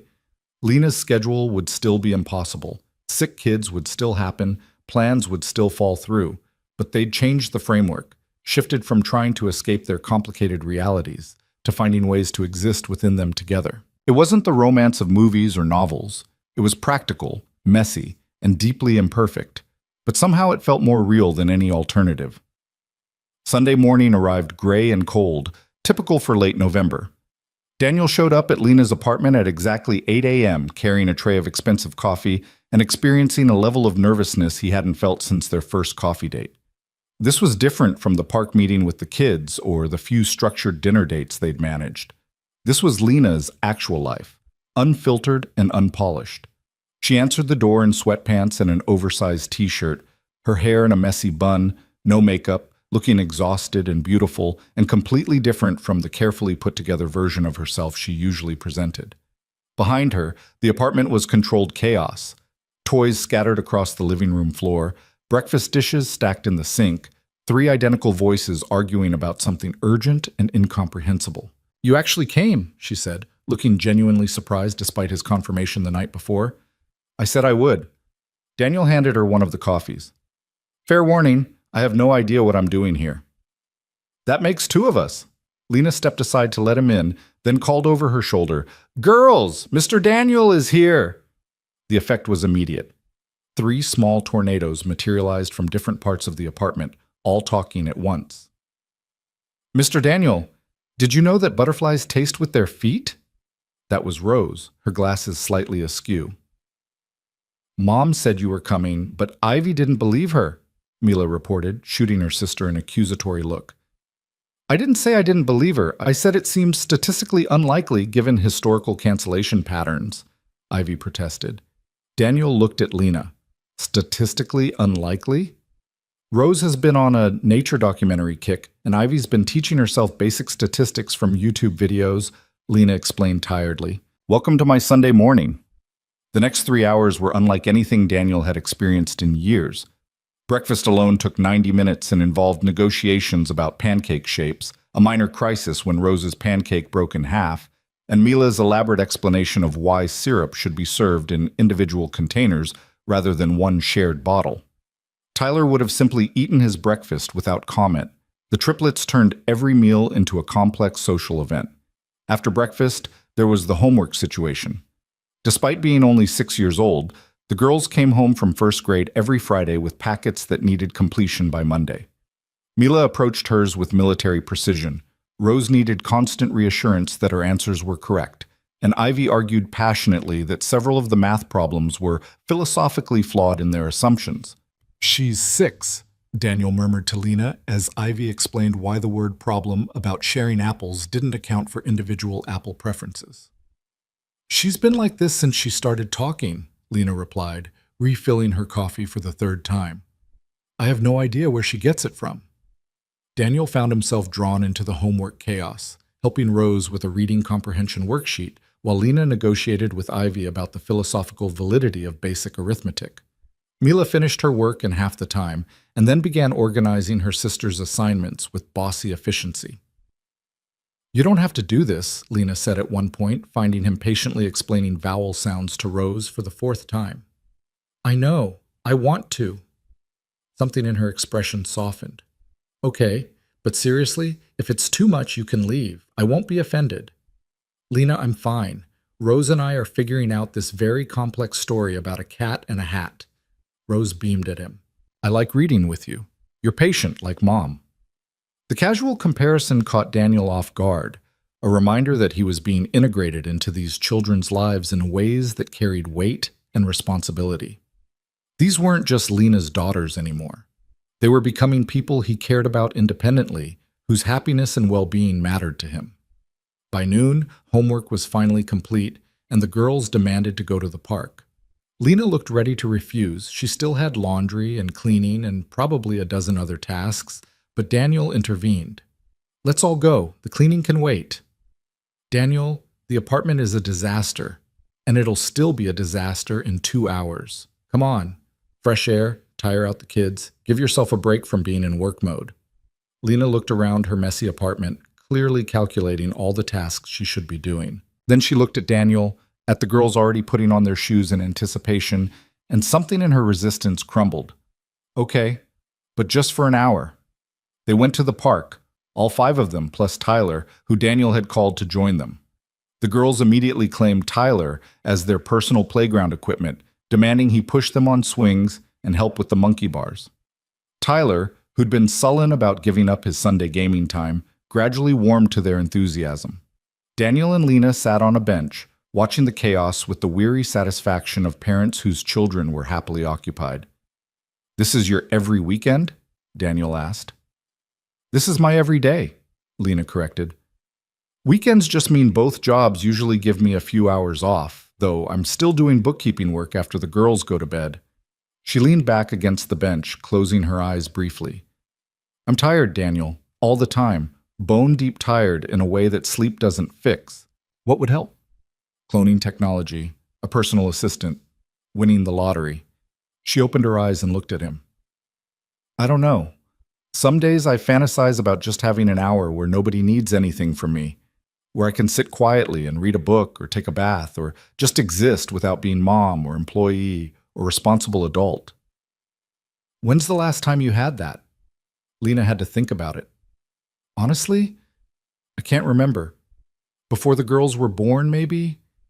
Everything since then has been constant motion, constant demands, constant keeping all the pieces together so nothing falls apart. Daniel watched her profile, seeing the exhaustion etched in the lines around her eyes, the way her shoulders carried permanent tension. What if I gave you that? One afternoon where you could just be Lena, not mom or worker? I could watch the girls. She turned to him, startled. You can't be serious. Why not? Tyler and I could take them for a few hours. We'd survive. Tyler barely knows them. You've spent one chaotic morning with them. She gestured helplessly toward the playground where all three girls were currently arguing about proper slide protocol while Tyler attempted to mediate. They're a lot. I noticed, but I'm offering anyway. Lena stared at him like he'd suggested something completely incomprehensible.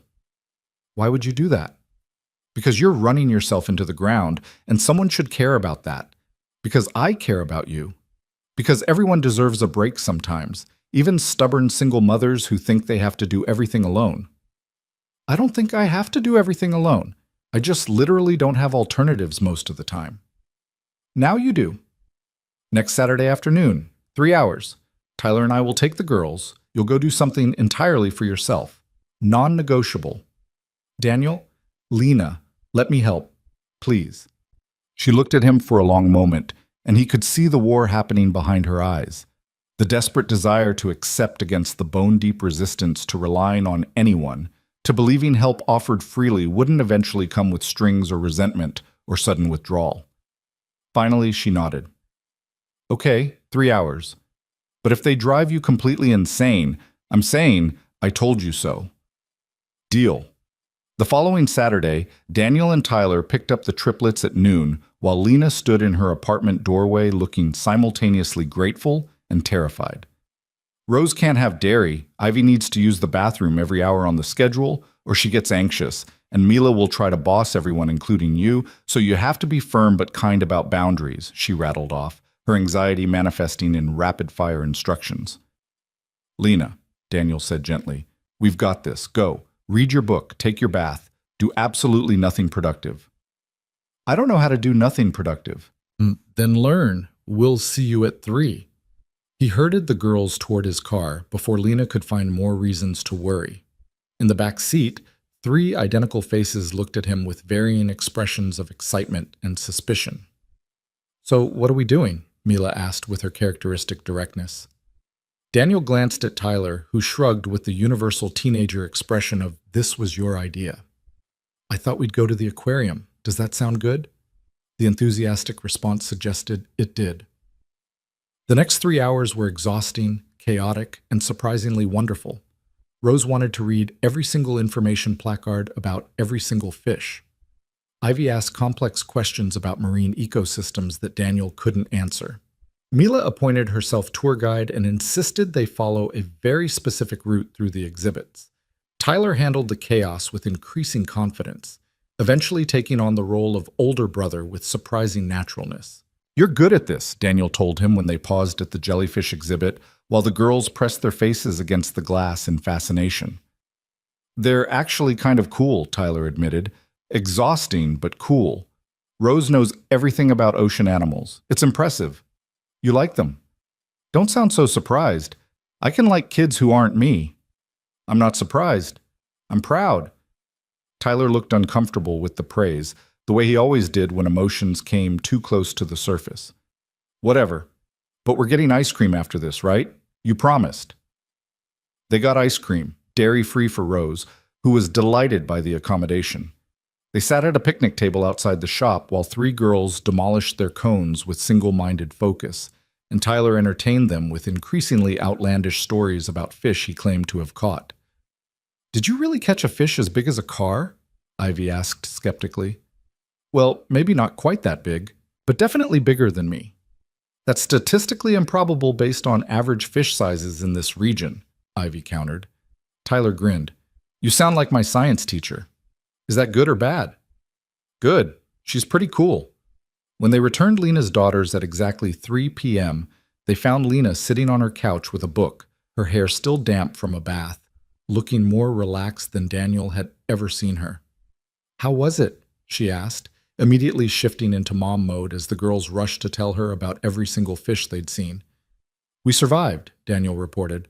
"Nobody got lost, injured, or permanently traumatized." "Low bar, but I'll take it."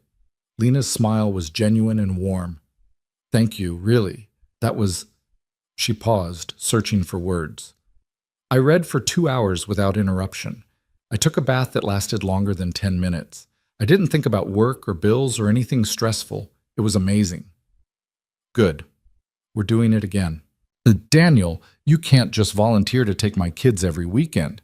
"Not every weekend, but sometimes, when you need a break. When Tyler and I feel like hurting small humans. It works for everyone." Over the next month, they developed a new rhythm. Sunday morning chaos became a regular event, Daniel showing up with coffee and patience while Lena managed the impossible juggling act of getting 3 children fed, dressed, and educated. Tyler started joining them more often, gradually warming to the triplets' enthusiastic attachment. Saturday afternoon adventures became semi-regular, sometimes just Daniel and the girls, sometimes Tyler too, occasionally Daniel's mother-in-law, Patricia, who pronounced the triplets absolutely delightful terrors. They weren't dating in any conventional sense. They were building something else entirely. 2 families slowly learning to exist in the same space, finding ways to support each other through the daily grind of single parenthood. But there were also moments that felt distinctly like falling in love. Like the Tuesday evening when Lena showed up at Daniel's house at 9 p.m., exhausted from a double shift, and he'd already made dinner because he'd guessed she wouldn't have eaten. She'd cried at the kitchen table over chicken and pasta, overwhelmed by the simple kindness of someone thinking about her needs without being asked. Like the Saturday afternoon when Tyler taught Rose to fish, and she'd caught her first tiny sunfish and screamed with such pure joy that everyone at the lake had smiled.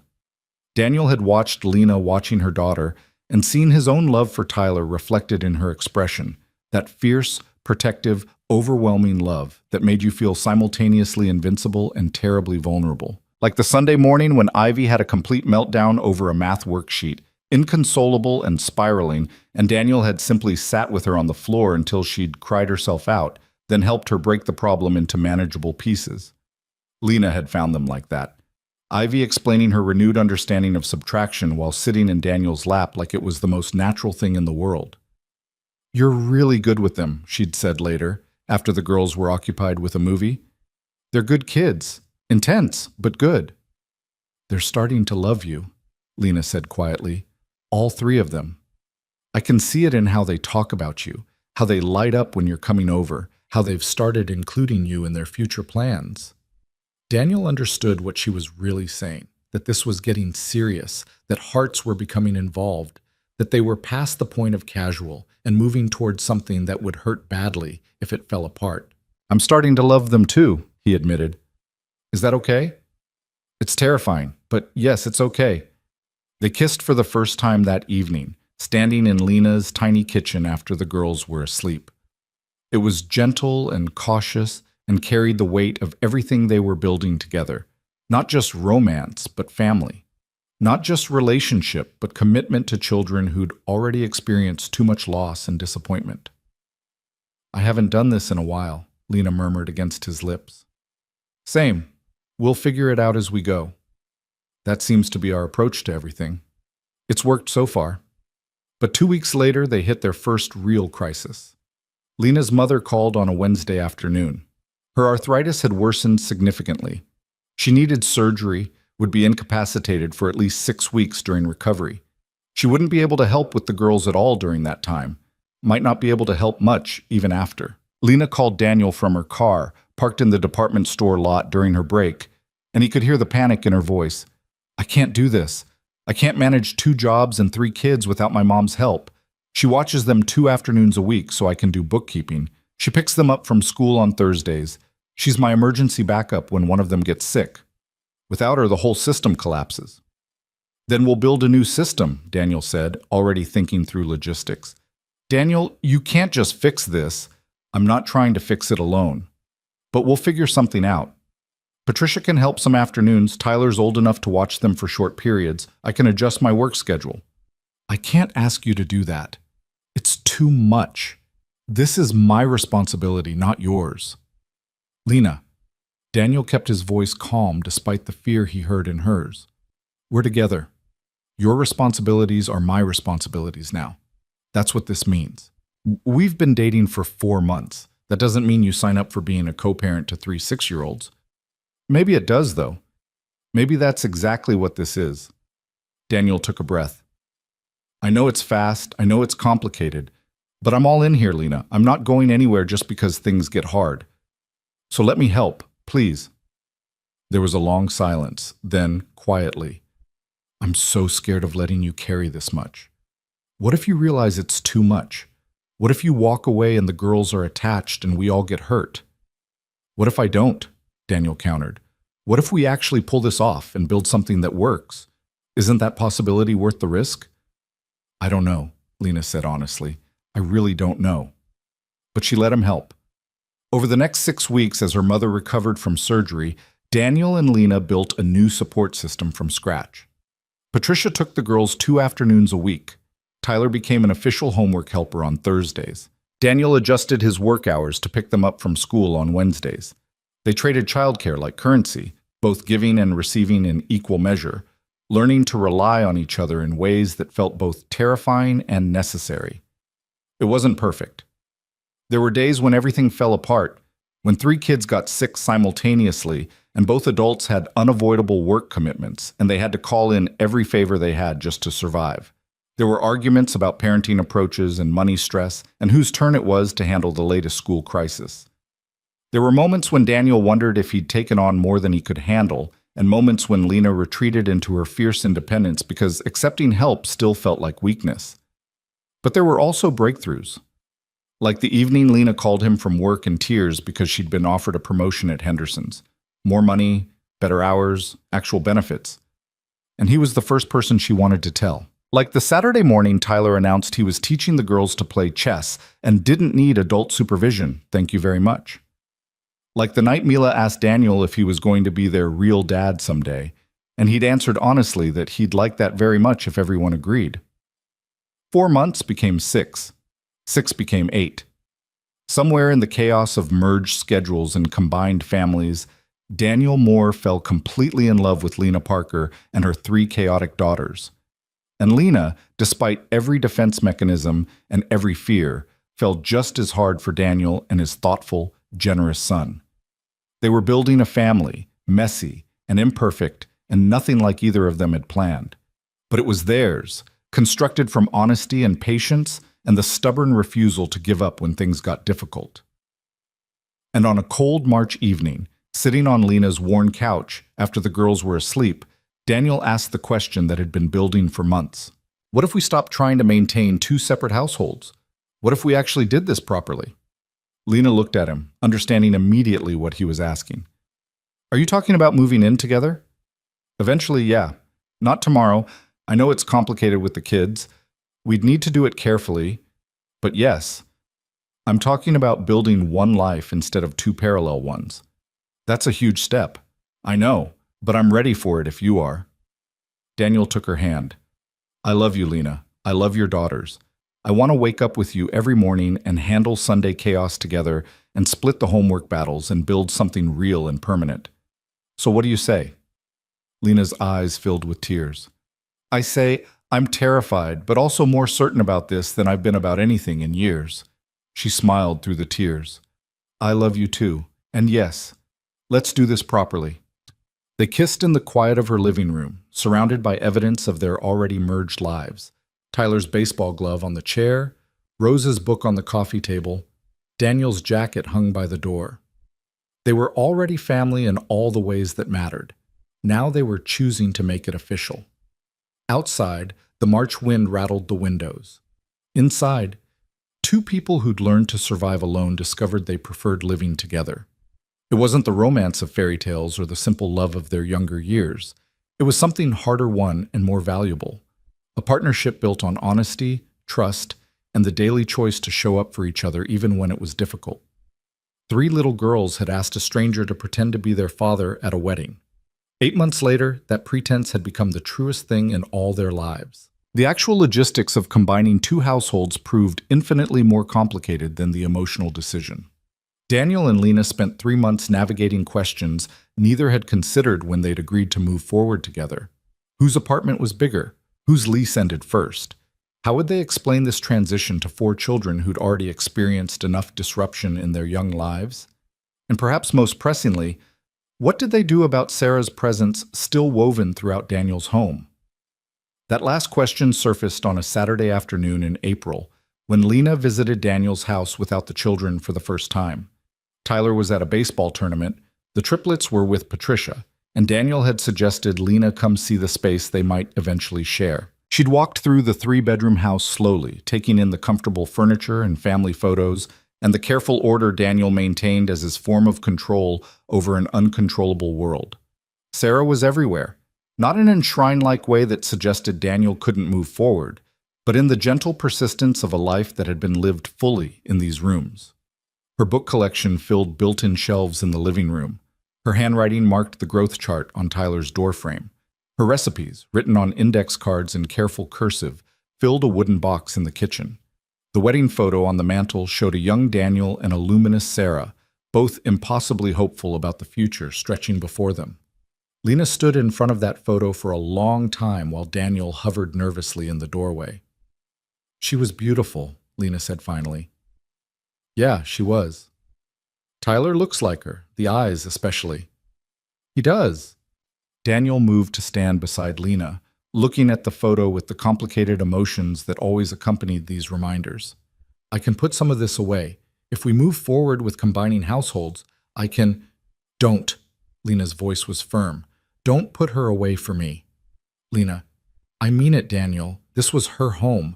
She's Tyler's mother. You loved her." Lena turned to face him directly. "I'm not asking you to erase her. I would never ask you to do that. It wouldn't be fair to you or Tyler or to her memory. But it can't be easy for you, being surrounded by evidence of my life with someone else." Lena considered this carefully. "It's not easy, but it's also not wrong. Sarah was real. Your love for her was real. Tyler exists because of that love." She reached out and touched the photo frame gently. "I'm not trying to replace her. I'm trying to build something new alongside what she left behind. Does that make sense?" Daniel felt something loosen in his chest that he hadn't realized was constricted.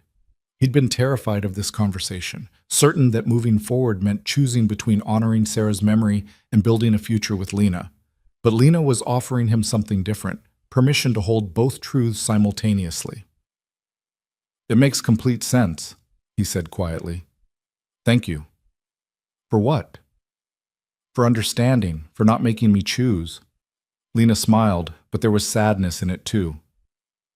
"My daughter's father abandoned them before they were born. They'll never have memories of him, never know what it feels like to be chosen by the man who helped create them. If they can have a father figure who loved so completely that he still honors that love years later, that teaches them what real love looks like, what commitment means, what it means to show up even when things are impossibly hard."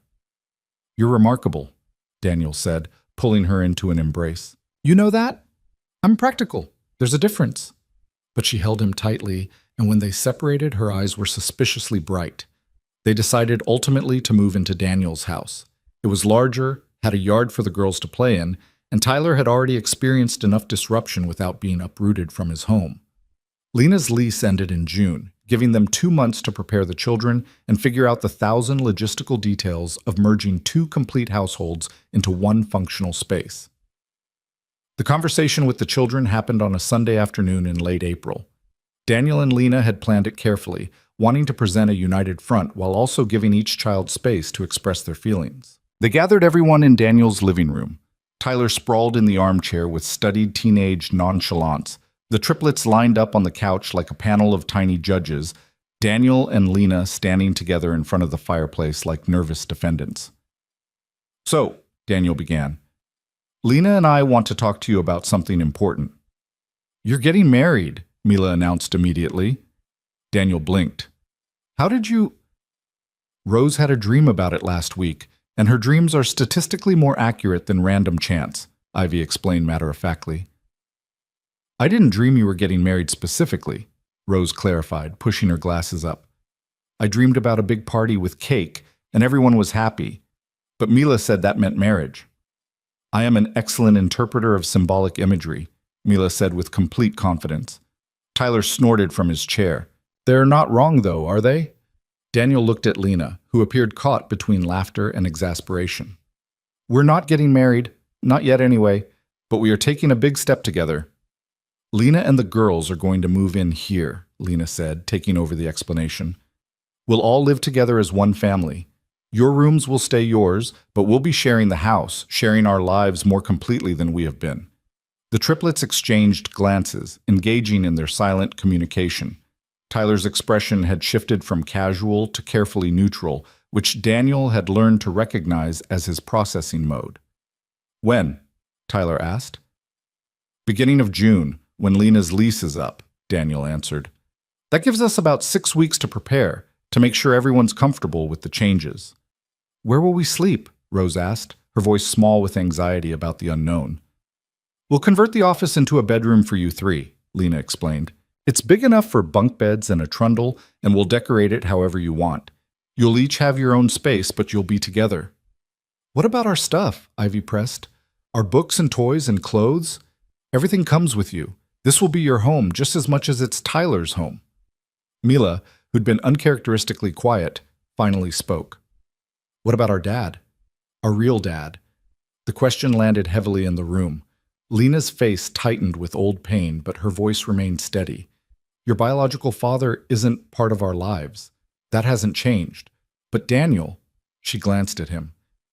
Daniel loves you. He's been showing up for you, taking care of you, being present in your lives. That's what makes someone a real parent. Not biology, but choice. Commitment. So Daniel's our dad now? Rose asked, hope and uncertainty mixing in her voice. That's up to all of you, Daniel said carefully. I'm not trying to force anything or push you to call me something you're not comfortable with, but I care about you three more than I can express. I want to be part of your family officially. I want to help raise you and support you and be there for all the big and small moments. If that makes me your dad, then I'm honored. If you need more time, that's okay too. The triplets looked at each other again, then at Tyler, seeking guidance from the older child who'd known Daniel longest. Tyler shifted in his chair, uncomfortable with the attention. He's a good dad, he said finally, his voice rough with the emotions he worked hard to conceal. He doesn't push. He shows up. He keeps his promises. And he loved my mom enough that he still makes her recipes and tells me stories about her, even though it makes him sad sometimes. He looked at the triplets directly. That's the kind of person he is.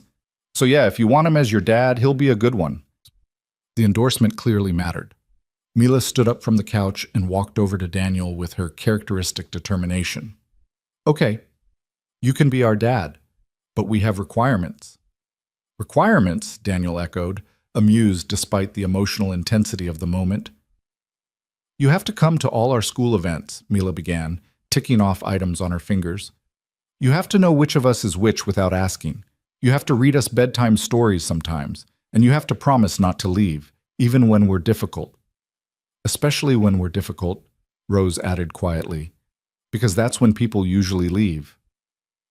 Daniel felt his throat tighten with understanding of what these children had learned too young, that love was conditional, that adults abandoned you when things got hard, that safety was temporary at best.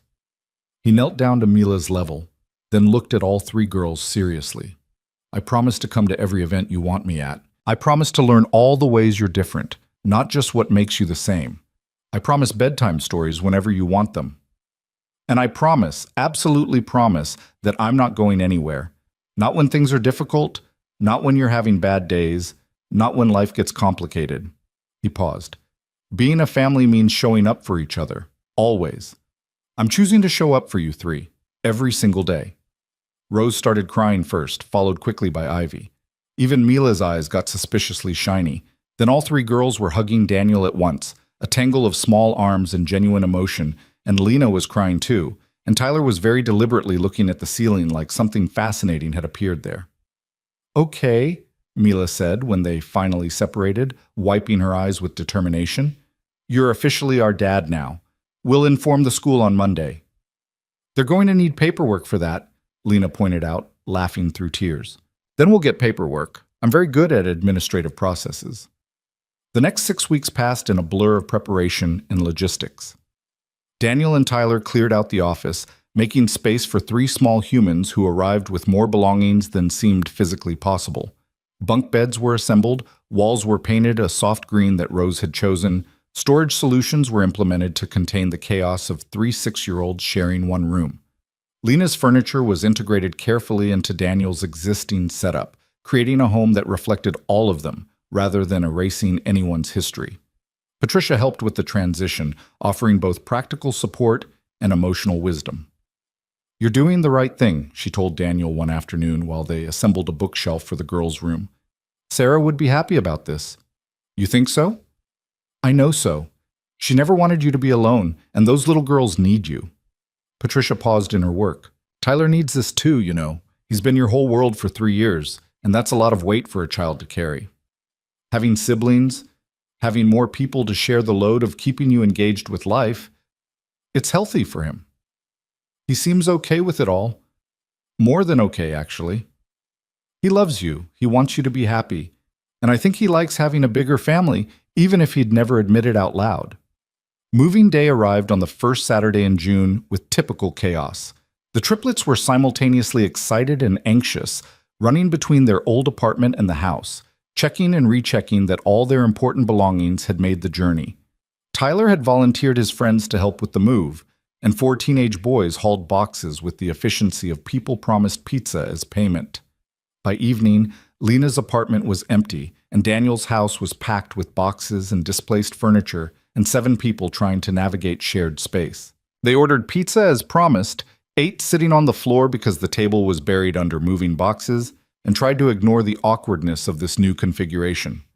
This is weird, right? Tyler said around a mouthful of pepperoni.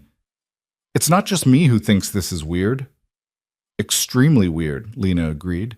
But hopefully the good kind of weird. Check back with me in a week. That first week was difficult. 4 children adjusted to new sleeping arrangements, new bathroom schedules, new rules about shared spaces and personal boundaries. Rose cried herself to sleep the first 3 nights, overwhelmed by the change despite having wanted it. Ivy developed a nervous stomach and needed constant reassurance that this was permanent, that they wouldn't be moving again. Mila became bossy and controlling, trying to establish order in the chaos through sheer force of will.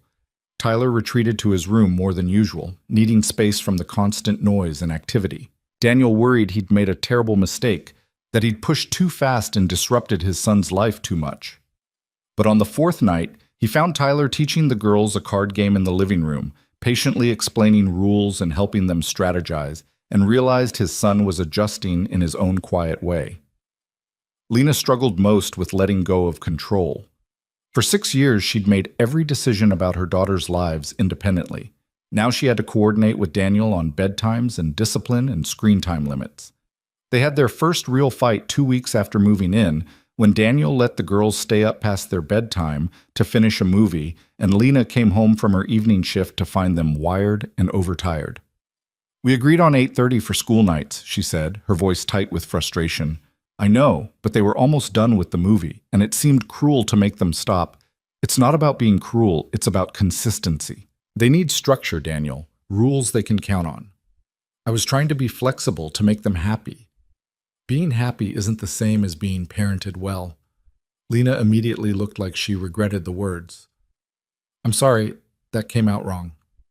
No, you're right. I overstepped. I should have checked with you first. They worked it out, established better communication protocols, learned to present a united front even when they disagreed privately. It was messy and imperfect, and some days Daniel wondered if the complications outweighed the benefits. But then he'd find Rose reading contentedly in a sunny corner of the living room, or hear Ivy's elaborate explanations of playground politics over dinner, or watch Mila organizing everyone's schedules with her color-coded charts, and he'd remember why he'd chosen this chaos. 3 months into their new living arrangement, on a warm September evening, everything crystallized for Daniel in a moment of perfect clarity. He'd come home from work to find Lena cooking dinner while helping Rose with reading homework. Tyler was in the backyard teaching Ivy and Mila to throw a baseball. The house smelled like garlic and tomatoes. Someone's shoes were abandoned in the hallway. Homework was scattered across the kitchen table, and children's voices mixed with music playing from the living room. It was chaos. It was noise. It was nothing like the quiet, ordered life he'd maintained for 3 years after Sarah's death. It was also everything he'd needed without knowing he needed it. Lena looked up from Rose's worksheet and smiled at him, and Daniel felt his heart do something complicated in his chest. This woman had crashed into his carefully controlled existence and brought 3 tiny tornadoes with her, and somehow in the process had helped him remember what it meant to actually live rather than just survive. "Good day?" she asked, stirring something on the stove with one hand while pointing to a word in Rose's book with the other. "Yeah, good day." Daniel kissed her briefly, then ruffled Rose's hair. "How's the reading going?" "She's doing great," Lena reported. 3 pages today without help." Rose beamed with pride, and Daniel felt the familiar rush of parental satisfaction that came from watching children succeed at small victories. Except Rose wasn't technically his child, had no biological connection to him whatsoever, and yet the feeling was identical to what he felt when Tyler accomplished something. That night, after dinner was eaten and homework was finished and children were finally asleep, Daniel found Lena in the kitchen doing dishes. He wrapped his arms around her from behind, resting his chin on her shoulder. "Marry me," he said quietly. Lena went still, her hands pausing in the soapy water. "What?" "Marry me. Make this official. Build this family permanently." He turned her around to face him, taking her wet hands in his. "I know it's only been a year since we met. I know we're still figuring things out. But I'm sure about this. About you. About us. About building a life together that's messy and chaotic and absolutely worth it." Lena's eyes filled with tears. "Daniel, you don't have to answer right now. Think about it. Talk to the girls. Make sure this is what you want too. But I needed you to know how I feel, that I'm all in, that I want forever with you." "I don't need to think about it," Lena said, her voice shaking. "Yes. Absolutely yes." They kissed in the kitchen, surrounded by dirty dishes and the comfortable debris of family life, and it was perfect in its imperfection. When they separated, both were crying and laughing simultaneously. "Should we tell the kids tonight?" Lena asked. "Let's wait until tomorrow. Have breakfast together, make it a family announcement." "They're going to lose their minds. Mila's been planning our wedding for months." "She has?" "She has a Pinterest board. It's very detailed." Daniel laughed, imagining Mila's organizational skills applied to wedding planning. "Of course she does." The next morning, they gathered everyone at the breakfast table, a weekend tradition they'd established in the 3 months of living together. Tyler was half asleep over his cereal. The triplets were arguing about whose turn it was to choose the music, and Daniel felt nervous in a way he hadn't since proposing to Sarah 14 years ago. "We have some news," Lena announced, waiting for the children's attention. 4 faces turned toward them, with varying degrees of interest. Tyler looked vaguely concerned, probably worried about another major change. The triplets looked curious. "Daniel and I are getting married," Lena said simply. The reaction was immediate and chaotic. The triplets erupted in squeals, all talking at once about dresses and flowers and whether they could be bridesmaids. Tyler's face went through several expressions in rapid succession. Surprise, processing, and finally settling on something that looked like relief. "Finally," he said. "I thought you were going to drag this out forever." "You wanted this?" Daniel asked, surprised by his son's reaction. "Dad, you've been happier in the last year than you have since Mom died. Obviously, I wanted this." Tyler paused. "Plus, the girls are growing on me. They're annoying, but also kind of cool." "We're very cool," Mila confirmed seriously. "Tyler, you'll be in the wedding party, right? We need you to balance out the sister ratio." "The what ratio?" "We have 3 sisters and you're 1 boy. We need more boys for aesthetic balance in photos." "I'm not sure that's how wedding parties work," Lena said, amused. "It's how ours will work," Mila declared. "I've been planning this extensively." The next 3 months passed in a blur of wedding planning conducted primarily by a 6-year-old with autocratic tendencies and access to Pinterest. Mila had opinions about everything, Flowers, colors, venue, music, guest list. Rose wanted to make sure there would be books as party favors. Ivy was concerned about the environmental impact of traditional weddings and lobbied hard for sustainable options. Tyler mostly stayed out of it, though Daniel noticed him quietly helping the girls with their more elaborate schemes and gently steering them away from ideas that were completely impractical. They decided on a small wedding in Daniel's backyard, the backyard that was now their collective yard. December seemed right, close to the anniversary of that first wedding reception where 3 little girls had changed the trajectory of multiple lives. They'd invite close friends and family, keep it intimate and focused on what mattered: commitment, family, choosing each other deliberately and permanently. Patricia cried when they told her, hugging both Daniel and Lena with fierce joy. Sarah would love her, she told Daniel privately. She would love how Lena makes you laugh again, how she challenges you, how she's brought life back into this house, and she would absolutely adore those 3 girls. You think so? I know so. You're not betraying her memory by moving forward, Daniel. You're honoring it by choosing to live fully again. The week before the wedding, Daniel had a moment of panic. Not about marrying Lena, he was absolutely certain about that. But about the mechanics of blending their lives so completely. About whether he was equipped to be father to 4 children, about whether he could be enough for all of them. He was sitting in his car in the work parking lot, spiraling into anxiety, when his phone rang. Tyler. Hey buddy, everything okay? Yeah, fine. Just wanted to check on you. You were weird this morning. Weird how? Quiet. Stressed, like you get when you're overthinking things. Tyler paused. You're not having second thoughts, are you? No, not about Lena. Just worried I'm going to screw this up somehow. Dad, you're going to screw up constantly. That's parenting. I've watched you parent me for 11 years and you mess up all the time. Thanks for that confidence boost. I'm not done. You mess up, but you also show up every single day, even when things are hard, even when you don't know what you're doing. That's what makes you a good dad. Not that you're perfect, but that you keep trying. Tyler's voice softened. The girls are lucky to have you. Lena's lucky to have you. And yeah, it's going to be messy and complicated, but you've got this. Daniel felt tears prickling at his eyes. When did you get so wise? I had a good teacher.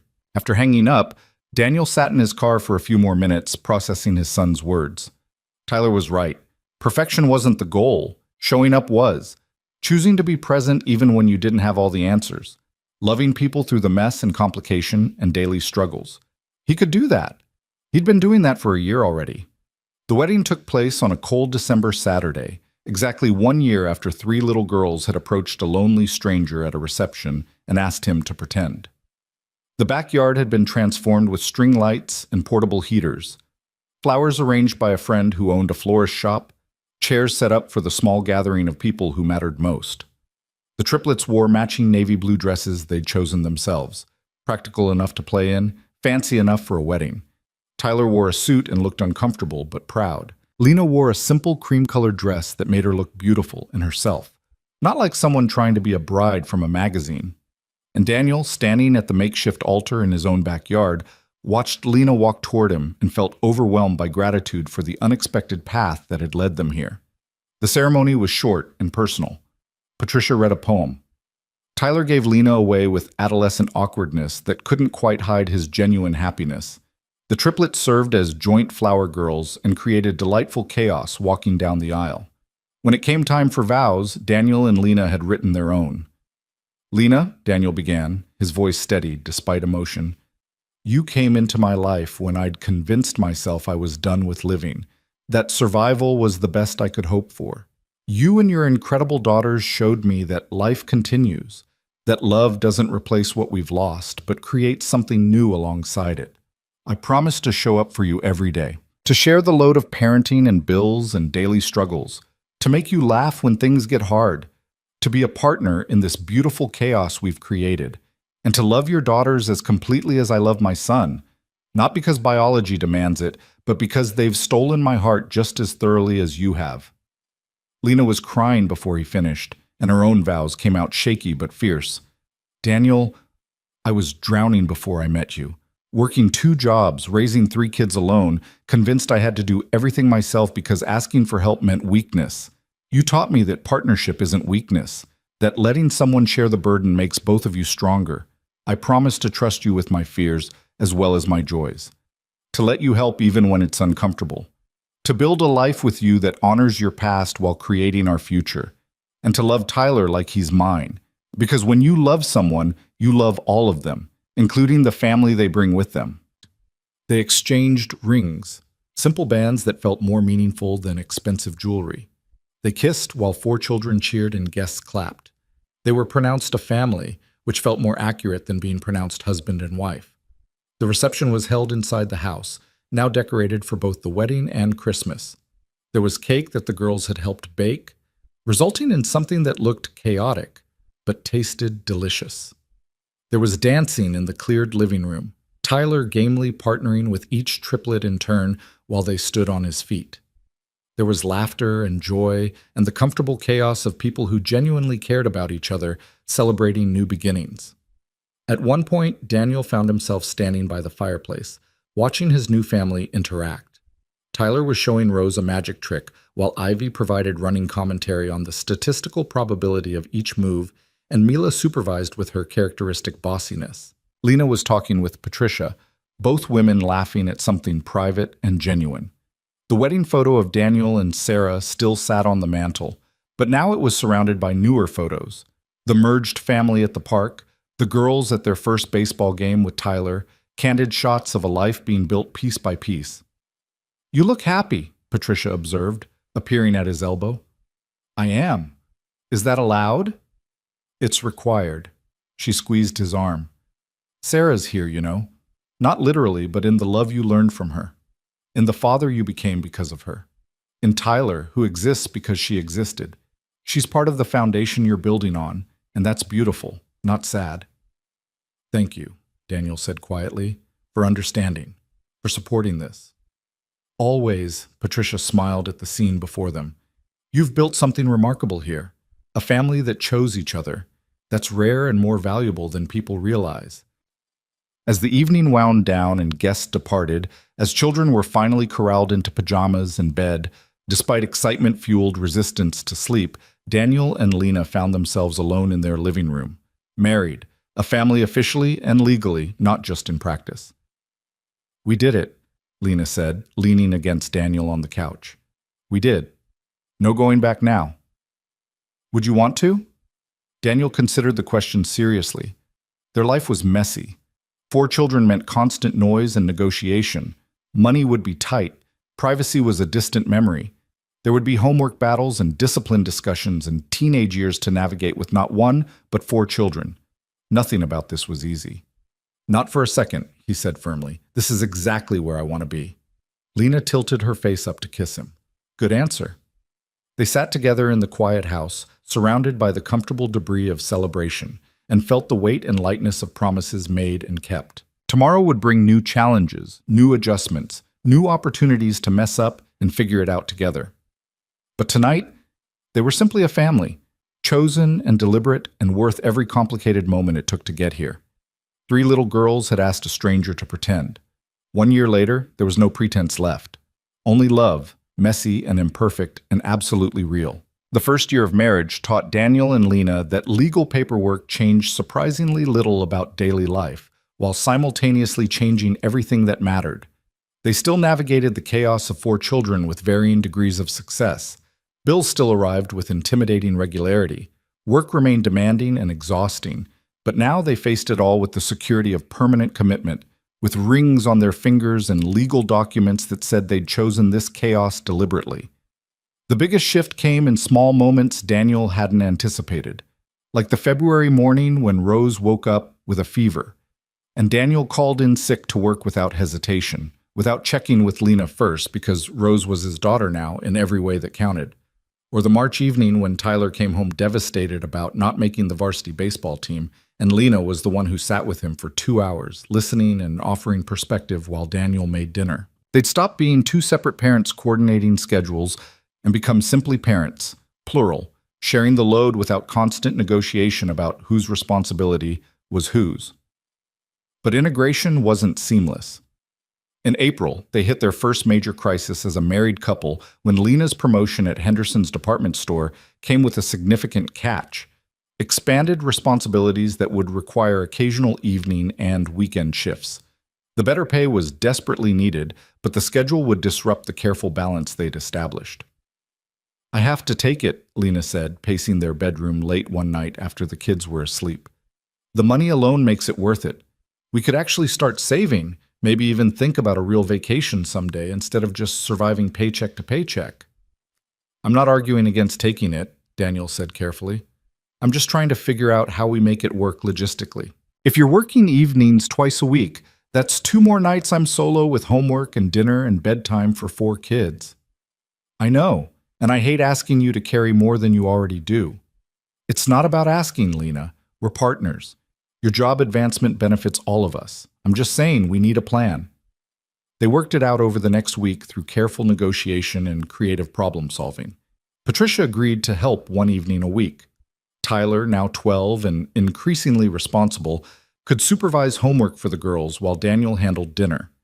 They'd meal prep on weekends to make evening routines smoother. It wasn't perfect, but it was workable. What Daniel hadn't anticipated was how much he'd grow to cherish those chaotic solo evenings with the kids. The first Tuesday Lena worked late, he was convinced disaster was imminent. 4 children, all needing different things simultaneously, all hungry and tired and full of opinions about homework and dinner and why Mila couldn't dictate everyone's seating arrangements at the table. "This is anarchy," Tyler observed, watching his 3 younger sisters argue about whose turn it was to set the table while Daniel attempted to prevent pasta from boiling over. "This is family," Daniel corrected, though privately he agreed with Tyler's assessment. Somehow they survived. Dinner was eaten, homework was completed with varying degrees of accuracy, baths were achieved with only moderate flooding, and all 4 children were in bed by 9 p.m. Daniel collapsed on the couch, exhausted and triumphant, when Lena got home at 9:30. "How bad was it?" she asked, already wincing in anticipation. "We lived.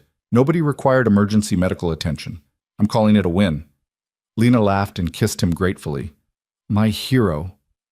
"Don't celebrate yet. I'm pretty sure Rose's math homework is completely wrong, and I have no idea if Ivy actually brushed her teeth or just ran water and pretended. That's parenting, doing your best and hoping the important stuff sticks." By summer, they'd found their rhythm with the new schedule.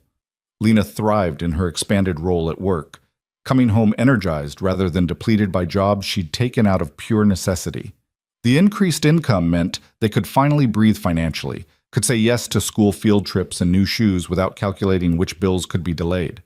It also meant they could afford something Daniel had been thinking about for months.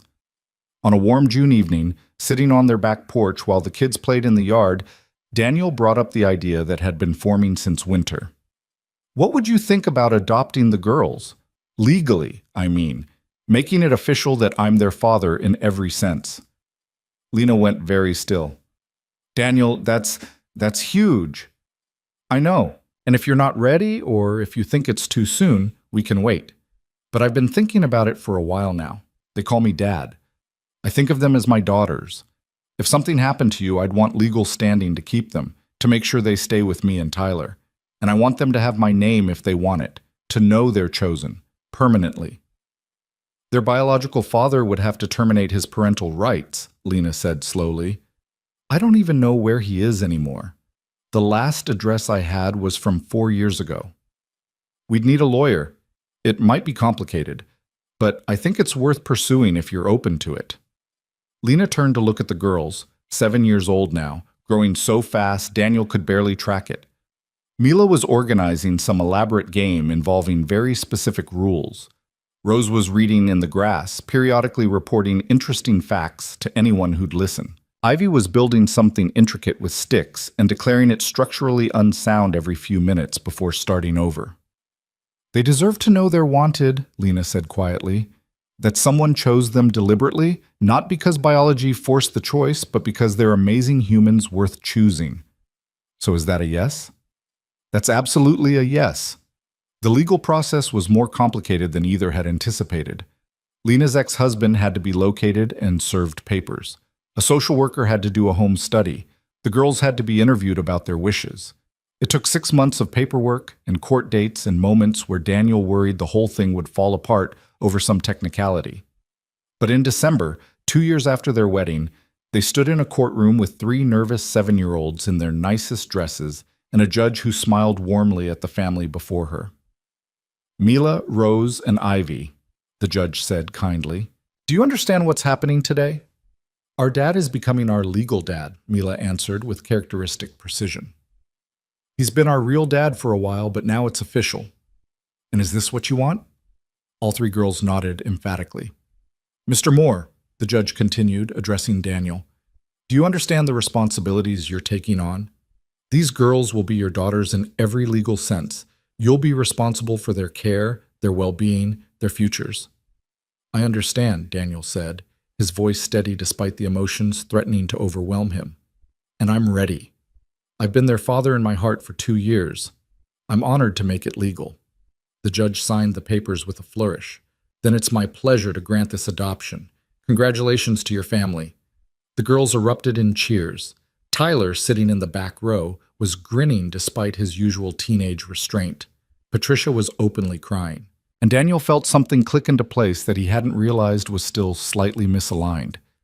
These were his daughters, legally, permanently, irrevocably his. They celebrated at the girls' favorite restaurant, a chaotic family diner that specialized in oversized pancakes and tolerated loud children. The girls insisted on telling their waitress about the adoption, resulting in free ice cream sundaes and congratulations from nearby tables. Tyler took a family photo on Daniel's phone, all 6 of them squeezed into a booth, faces lit with genuine joy. "This is going in the Christmas card," Lena declared, looking at the photo with obvious satisfaction. "We send Christmas cards now?" Daniel asked, amused. "We're a proper family. We do proper family things." "Does that include matching pajamas?" "Don't push it." That night, after the girls were asleep, Daniel checked on each of them individually.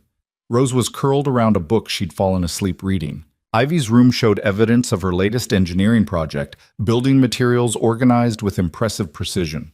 And Mila's bed was surrounded by charts and schedules for upcoming events she deemed important. They were so completely themselves, so fully formed despite being only 7. And they were his. Not because genetics said so, but because love and choice and daily commitment had built something more permanent than biology ever could.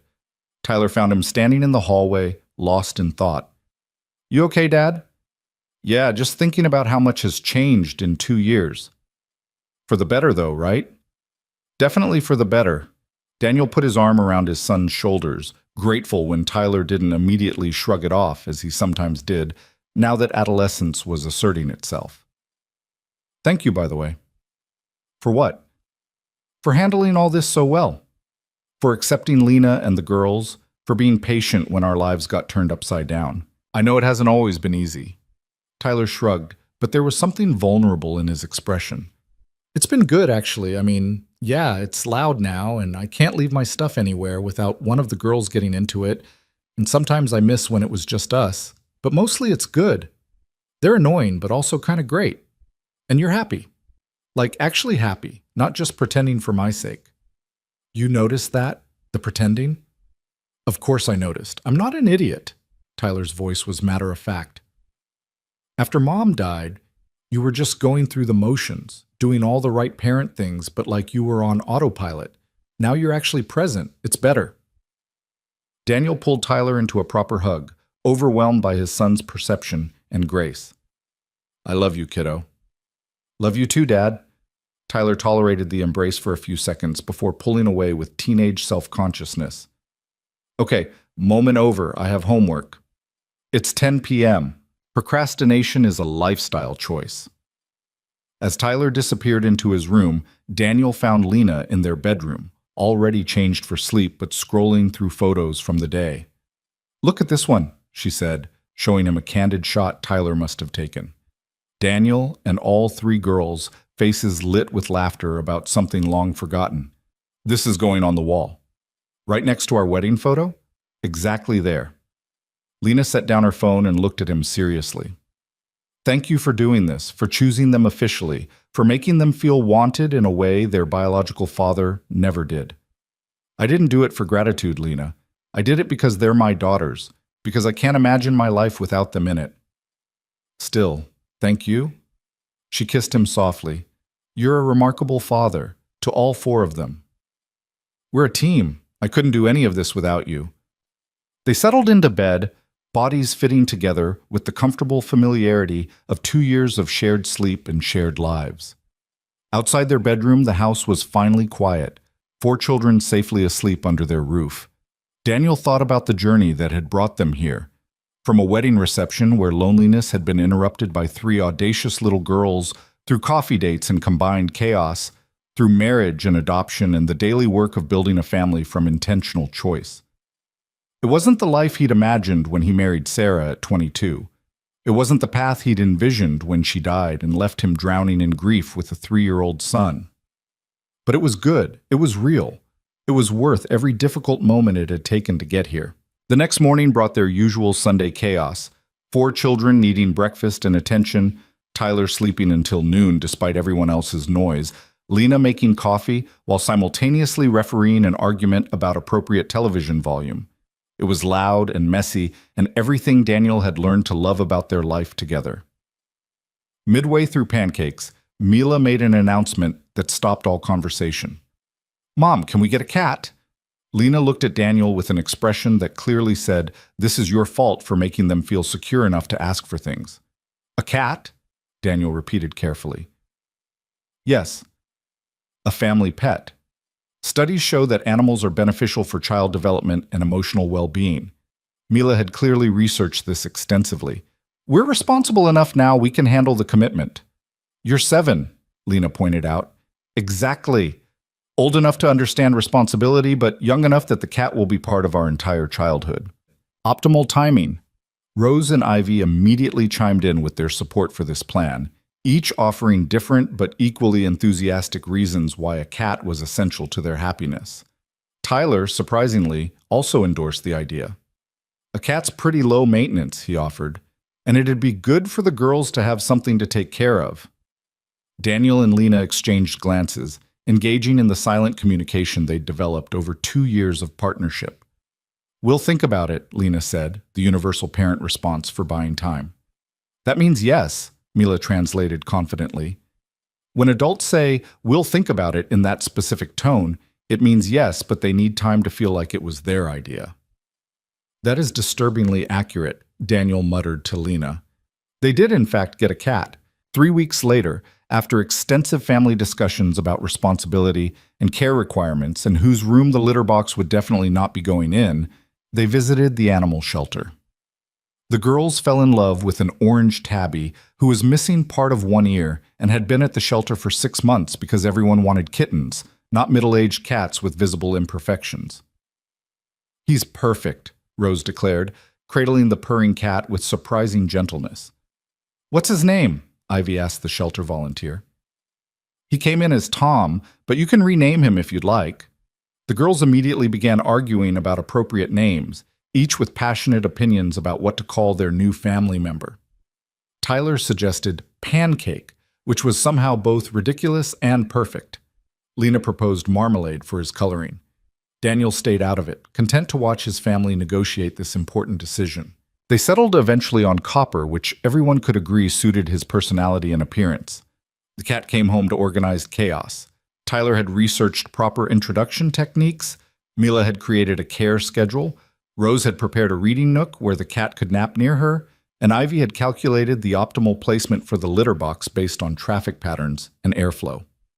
That first night, Copper settled on the couch between Daniel and Lena, purring loudly while children played on the floor nearby.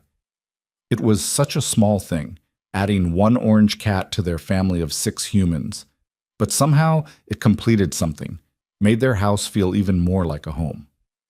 We're complete, Lena said softly, scratching behind Copper's damaged ear. 6 humans, 1 cat, and more chaos than any reasonable person would choose. Good thing we're not reasonable, Daniel replied. But they weren't complete. Not quite yet. On a crisp October morning, nearly 3 years after that first wedding reception, Lena woke Daniel at 6 a.m. with urgent whispers. Daniel, wake up! He surfaced from sleep reluctantly. What's wrong? Are the kids okay? The kids are fine. Everyone's fine, but I need to tell you something. Her tone made him sit up fully, suddenly alert. What is it? Lena's hands were shaking as she pulled something from the nightstand drawer. A pregnancy test. 2 pink lines clearly visible. Daniel stared at it for a long moment, processing. You're pregnant. I'm pregnant.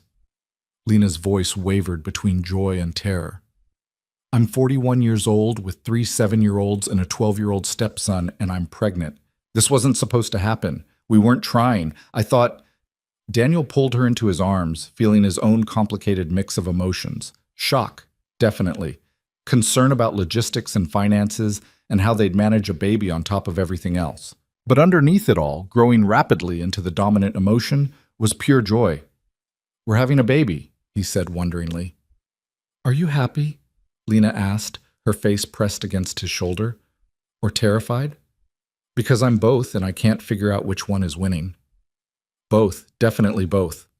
Daniel pulled back to look at her face. But mostly happy, scared and overwhelmed and already worried about how we'll afford it, but happy. The kids are going to lose their minds, especially Mila. She'll have opinions about everything from nursery colors to feeding schedules. Oh God, she's going to try to organize the entire pregnancy, isn't she? Absolutely. They told the children at breakfast, gathering everyone around the table with serious expressions that immediately made Tyler suspicious. What's wrong? He asked. Did someone die? Are we moving? Did Copper escape? Nothing's wrong, Daniel assured him. We just have some big news to share. Lena took a deep breath. I'm going to have a baby. You're all going to have a new brother or sister next spring. The silence lasted approximately 3 seconds before pandemonium erupted. The triplets started shrieking and talking over each other. Tyler's face went through several expressions before settling on surprised but pleased. Copper, startled by the noise, fled to safer territory under the couch. I knew it, Mila shouted. I told you Mom looked different lately. Can we name the baby? Rose asked, hopefully. Will it be a boy or a girl? Ivy wanted to know. What's the statistical probability of each? Tyler just looked at Daniel. Seriously? Seriously. That's actually pretty cool. I mean, kind of weird because you're old, but cool. Thanks for that, Daniel said dryly. The questions came rapid fire after that. When was the baby coming? Where would it sleep? Could they help take care of it? Would it like cats? The girls were especially enthusiastic about having a baby sibling, already planning elaborate scenarios about teaching it important skills and including it in their activities. Tyler was quieter, but Daniel could see him processing, adjusting his mental image of their family to include one more person. Later, when the girls were occupied with creating a welcome poster for the baby, Tyler pulled Daniel aside. Are you scared? He asked bluntly. Terrified, Daniel admitted. Your sisters are 7 and still exhausting. Starting over with a baby at 40 feels insane. But you're happy too. Yeah, I'm happy too. Daniel studied his son's face. What about you? How are you feeling about this? Tyler shrugged, that universal teenage gesture of complicated emotions he couldn't quite articulate. It's weird. I'll be 13 when the baby's born. That's a big age gap. I'll practically be an adult by the time it's old enough to do anything interesting. True, but you'll also be an amazing older brother. You've been great with the girls. They're different. They came already formed, you know? They had personalities and opinions. A baby is just a baby. Tyler paused. Will you still have time for me? For our fishing trips and stuff? Daniel understood immediately what his son was really asking, whether this new baby would push him aside, whether Daniel had room in his heart and life for both his oldest child and his youngest. Tyler, you're my son. That doesn't change because we're adding to the family. We'll still have our time together. That's non-negotiable. Okay. Tyler's relief was visible. Okay, cool. Then, yeah, I'm happy about it too. It'll be kind of fun to have a baby around, actually. I can teach it important things. Like what? Like proper Star Wars viewing order and why you should never trust Mila's organizational systems without independent verification. Daniel laughed. Those are definitely important life skills. The pregnancy was different from when Sarah carried Tyler or when Lena had been pregnant with the triplets. They were older now, more tired, managing 4 children while preparing for a 5th. Lena dealt with severe nausea that forced her to reduce her hours at work temporarily. Daniel took on more childcare responsibilities, grateful for Tyler's increasing maturity and willingness to help. The triplets threw themselves into baby preparation with characteristic intensity. Mila created detailed lists of necessary supplies and optimal room arrangements. Rose read every book about babies she could find and reported concerning facts about infant development at dinner. Ivy calculated the baby's growth week by week and provided running commentary on biological processes that made Lena simultaneously laugh and cry. Patricia was delighted by the news, already knitting tiny blankets and offering unsolicited advice from decades of grandmothering experience. Daniel's friends at work seemed bemused by his decision to start over with a baby at 40, but he didn't care. This baby was coming whether they understood or not, and he was choosing to be excited rather than overwhelmed. In February, they learned the baby was a boy. Tyler was thrilled to have another male in the house, claiming he'd been drowning in estrogen. The girls were momentarily disappointed before rallying with enthusiasm about teaching their brother important feminist principles from birth. "We'll make sure he respects women," Mila declared seriously, "and understands emotional intelligence." "Those are good goals," Lena agreed, amused by her 7-year-old's fierce intentions. They decided to name him Oliver, after Daniel's father, who had died too young to meet any of his grandchildren.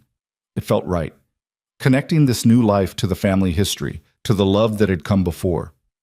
Oliver James Moore arrived on a rainy April evening, 3 weeks before his due date. Lena's water broke while she was making dinner, leading to controlled chaos as Daniel organized childcare and hospital logistics while trying not to panic. Patricia came to stay with the kids, Tyler promised to keep everyone calm, and Mila handed Daniel a printed list of items he needed to bring to the hospital.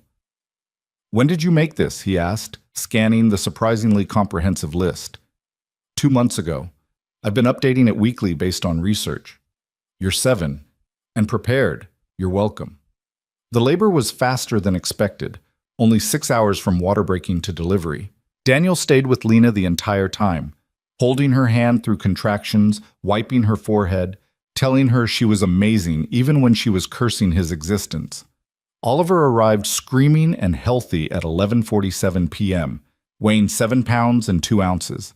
They placed him on Lena's chest, and Daniel felt his entire world reorganize itself around this tiny, red-faced human who was somehow his son. "He's perfect," Lena whispered, tears streaming down her face. "He really is." Daniel touched Oliver's tiny fist, watched miniature fingers curl reflexively. "We made a person. We already had 4 people. We made another one anyway. We're either very brave or very stupid. Probably both." They brought Oliver home 2 days later to a house that had been transformed by enthusiastic children. Welcome signs covered every surface. Mila had reorganized the nursery according to her specifications. Rose had prepared a reading corner for story time. Ivy had calculated optimal sleeping schedules and posted them prominently. Tyler held his new brother with surprising confidence, supporting Oliver's head carefully while looking down at him with undisguised wonder. "He's so small." "You were this small once," Daniel said. "That's actually impossible to imagine." The girls clustered around, desperate for their turn to hold the baby, each handling Oliver with careful reverence. Copper investigated the newcomer with suspicious sniffing before apparently deciding the baby was acceptable. The first months were exhausting in ways Daniel had forgotten since Tyler's infancy. Sleepless nights, endless feedings, the constant anxiety about whether they were doing everything right. But this time he wasn't doing it alone, wasn't drowning in grief while trying to keep an infant alive. Lena was his partner through the exhaustion, and they traded off night feedings and diaper changes and moments of being completely overwhelmed. The older children helped in their own ways. Tyler became expert at getting Oliver to sleep, walking endless laps around the house while the baby dozed against his shoulder.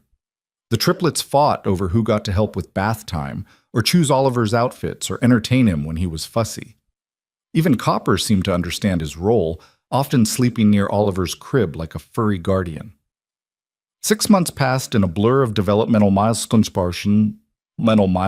and family adjustments. Oliver smiled at everyone indiscriminately, making them all feel special. He laughed at Tyler's silly faces and calmed when Rose read to him and studied Ivy's explanations with apparent fascination and tolerated Mila's constant organizing with good-natured patience. On a warm October evening, exactly 4 years after that wedding reception, where everything began, Daniel sat on his back porch watching his family. Tyler was teaching the girls some complicated card game while arguing good-naturedly about rules. Lena swayed gently nearby, Oliver drowsy against her shoulder after his evening feeding. Copper wove between everyone's legs, seeking attention, and dropped food with equal enthusiasm. This was his life now, this loud, chaotic, beautiful mess of 6 humans and 1 cat, all needing different things, all loving each other in their imperfect ways. Lena came to sit beside him, Oliver now fully asleep in her arms. "What are you thinking about?" "Everything. How we got here. How different my life is from what I imagined."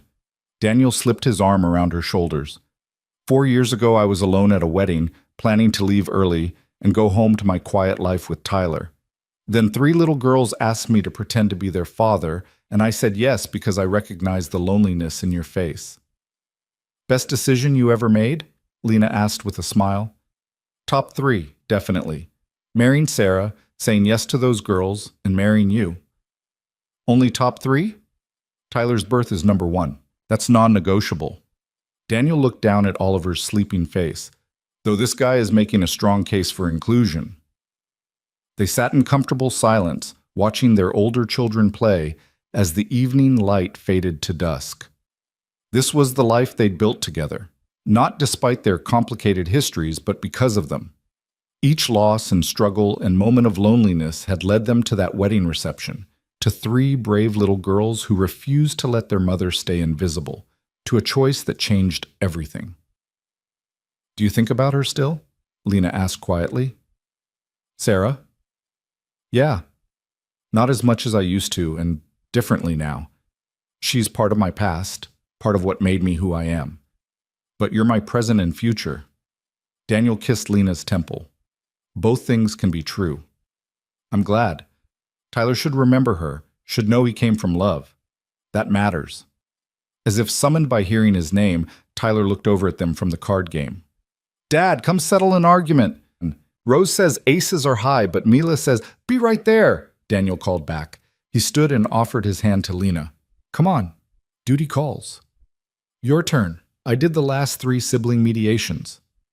"Fair point." Daniel walked over to referee the card game dispute. Lena settled into the porch chair to feed Oliver when he inevitably woke hungry, and the evening continued with its usual comfortable chaos. Later, there would be bedtime routines and homework checks, and the 1,000 small tasks of parenting a large family.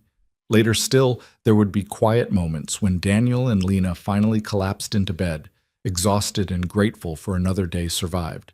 But right now, there was just this. 7 people and 1 cat, all choosing each other daily, all building something messy and imperfect and absolutely worth it. 3 little girls had whispered a request at a wedding reception 4 years ago, asking a stranger to pretend to be their father for 1 night. They'd wanted to rescue their mother from loneliness, to give her 1 evening where she felt chosen rather than pitied. What they'd actually done was save 2 people who'd forgotten how to live fully. What they'd built was a family that proved love was a choice, not an accident, that showing up mattered more than biology, that second chances existed for those brave enough to take them. Daniel Moore had walked into a wedding reception planning to leave early and alone.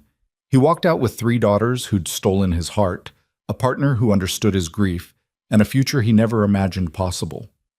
4 years later, he stood in his backyard surrounded by the beautiful chaos those 3 girls had created, holding a son who existed because 2 broken people chose to build something new together and knew with absolute certainty that he wasn't pretending anymore.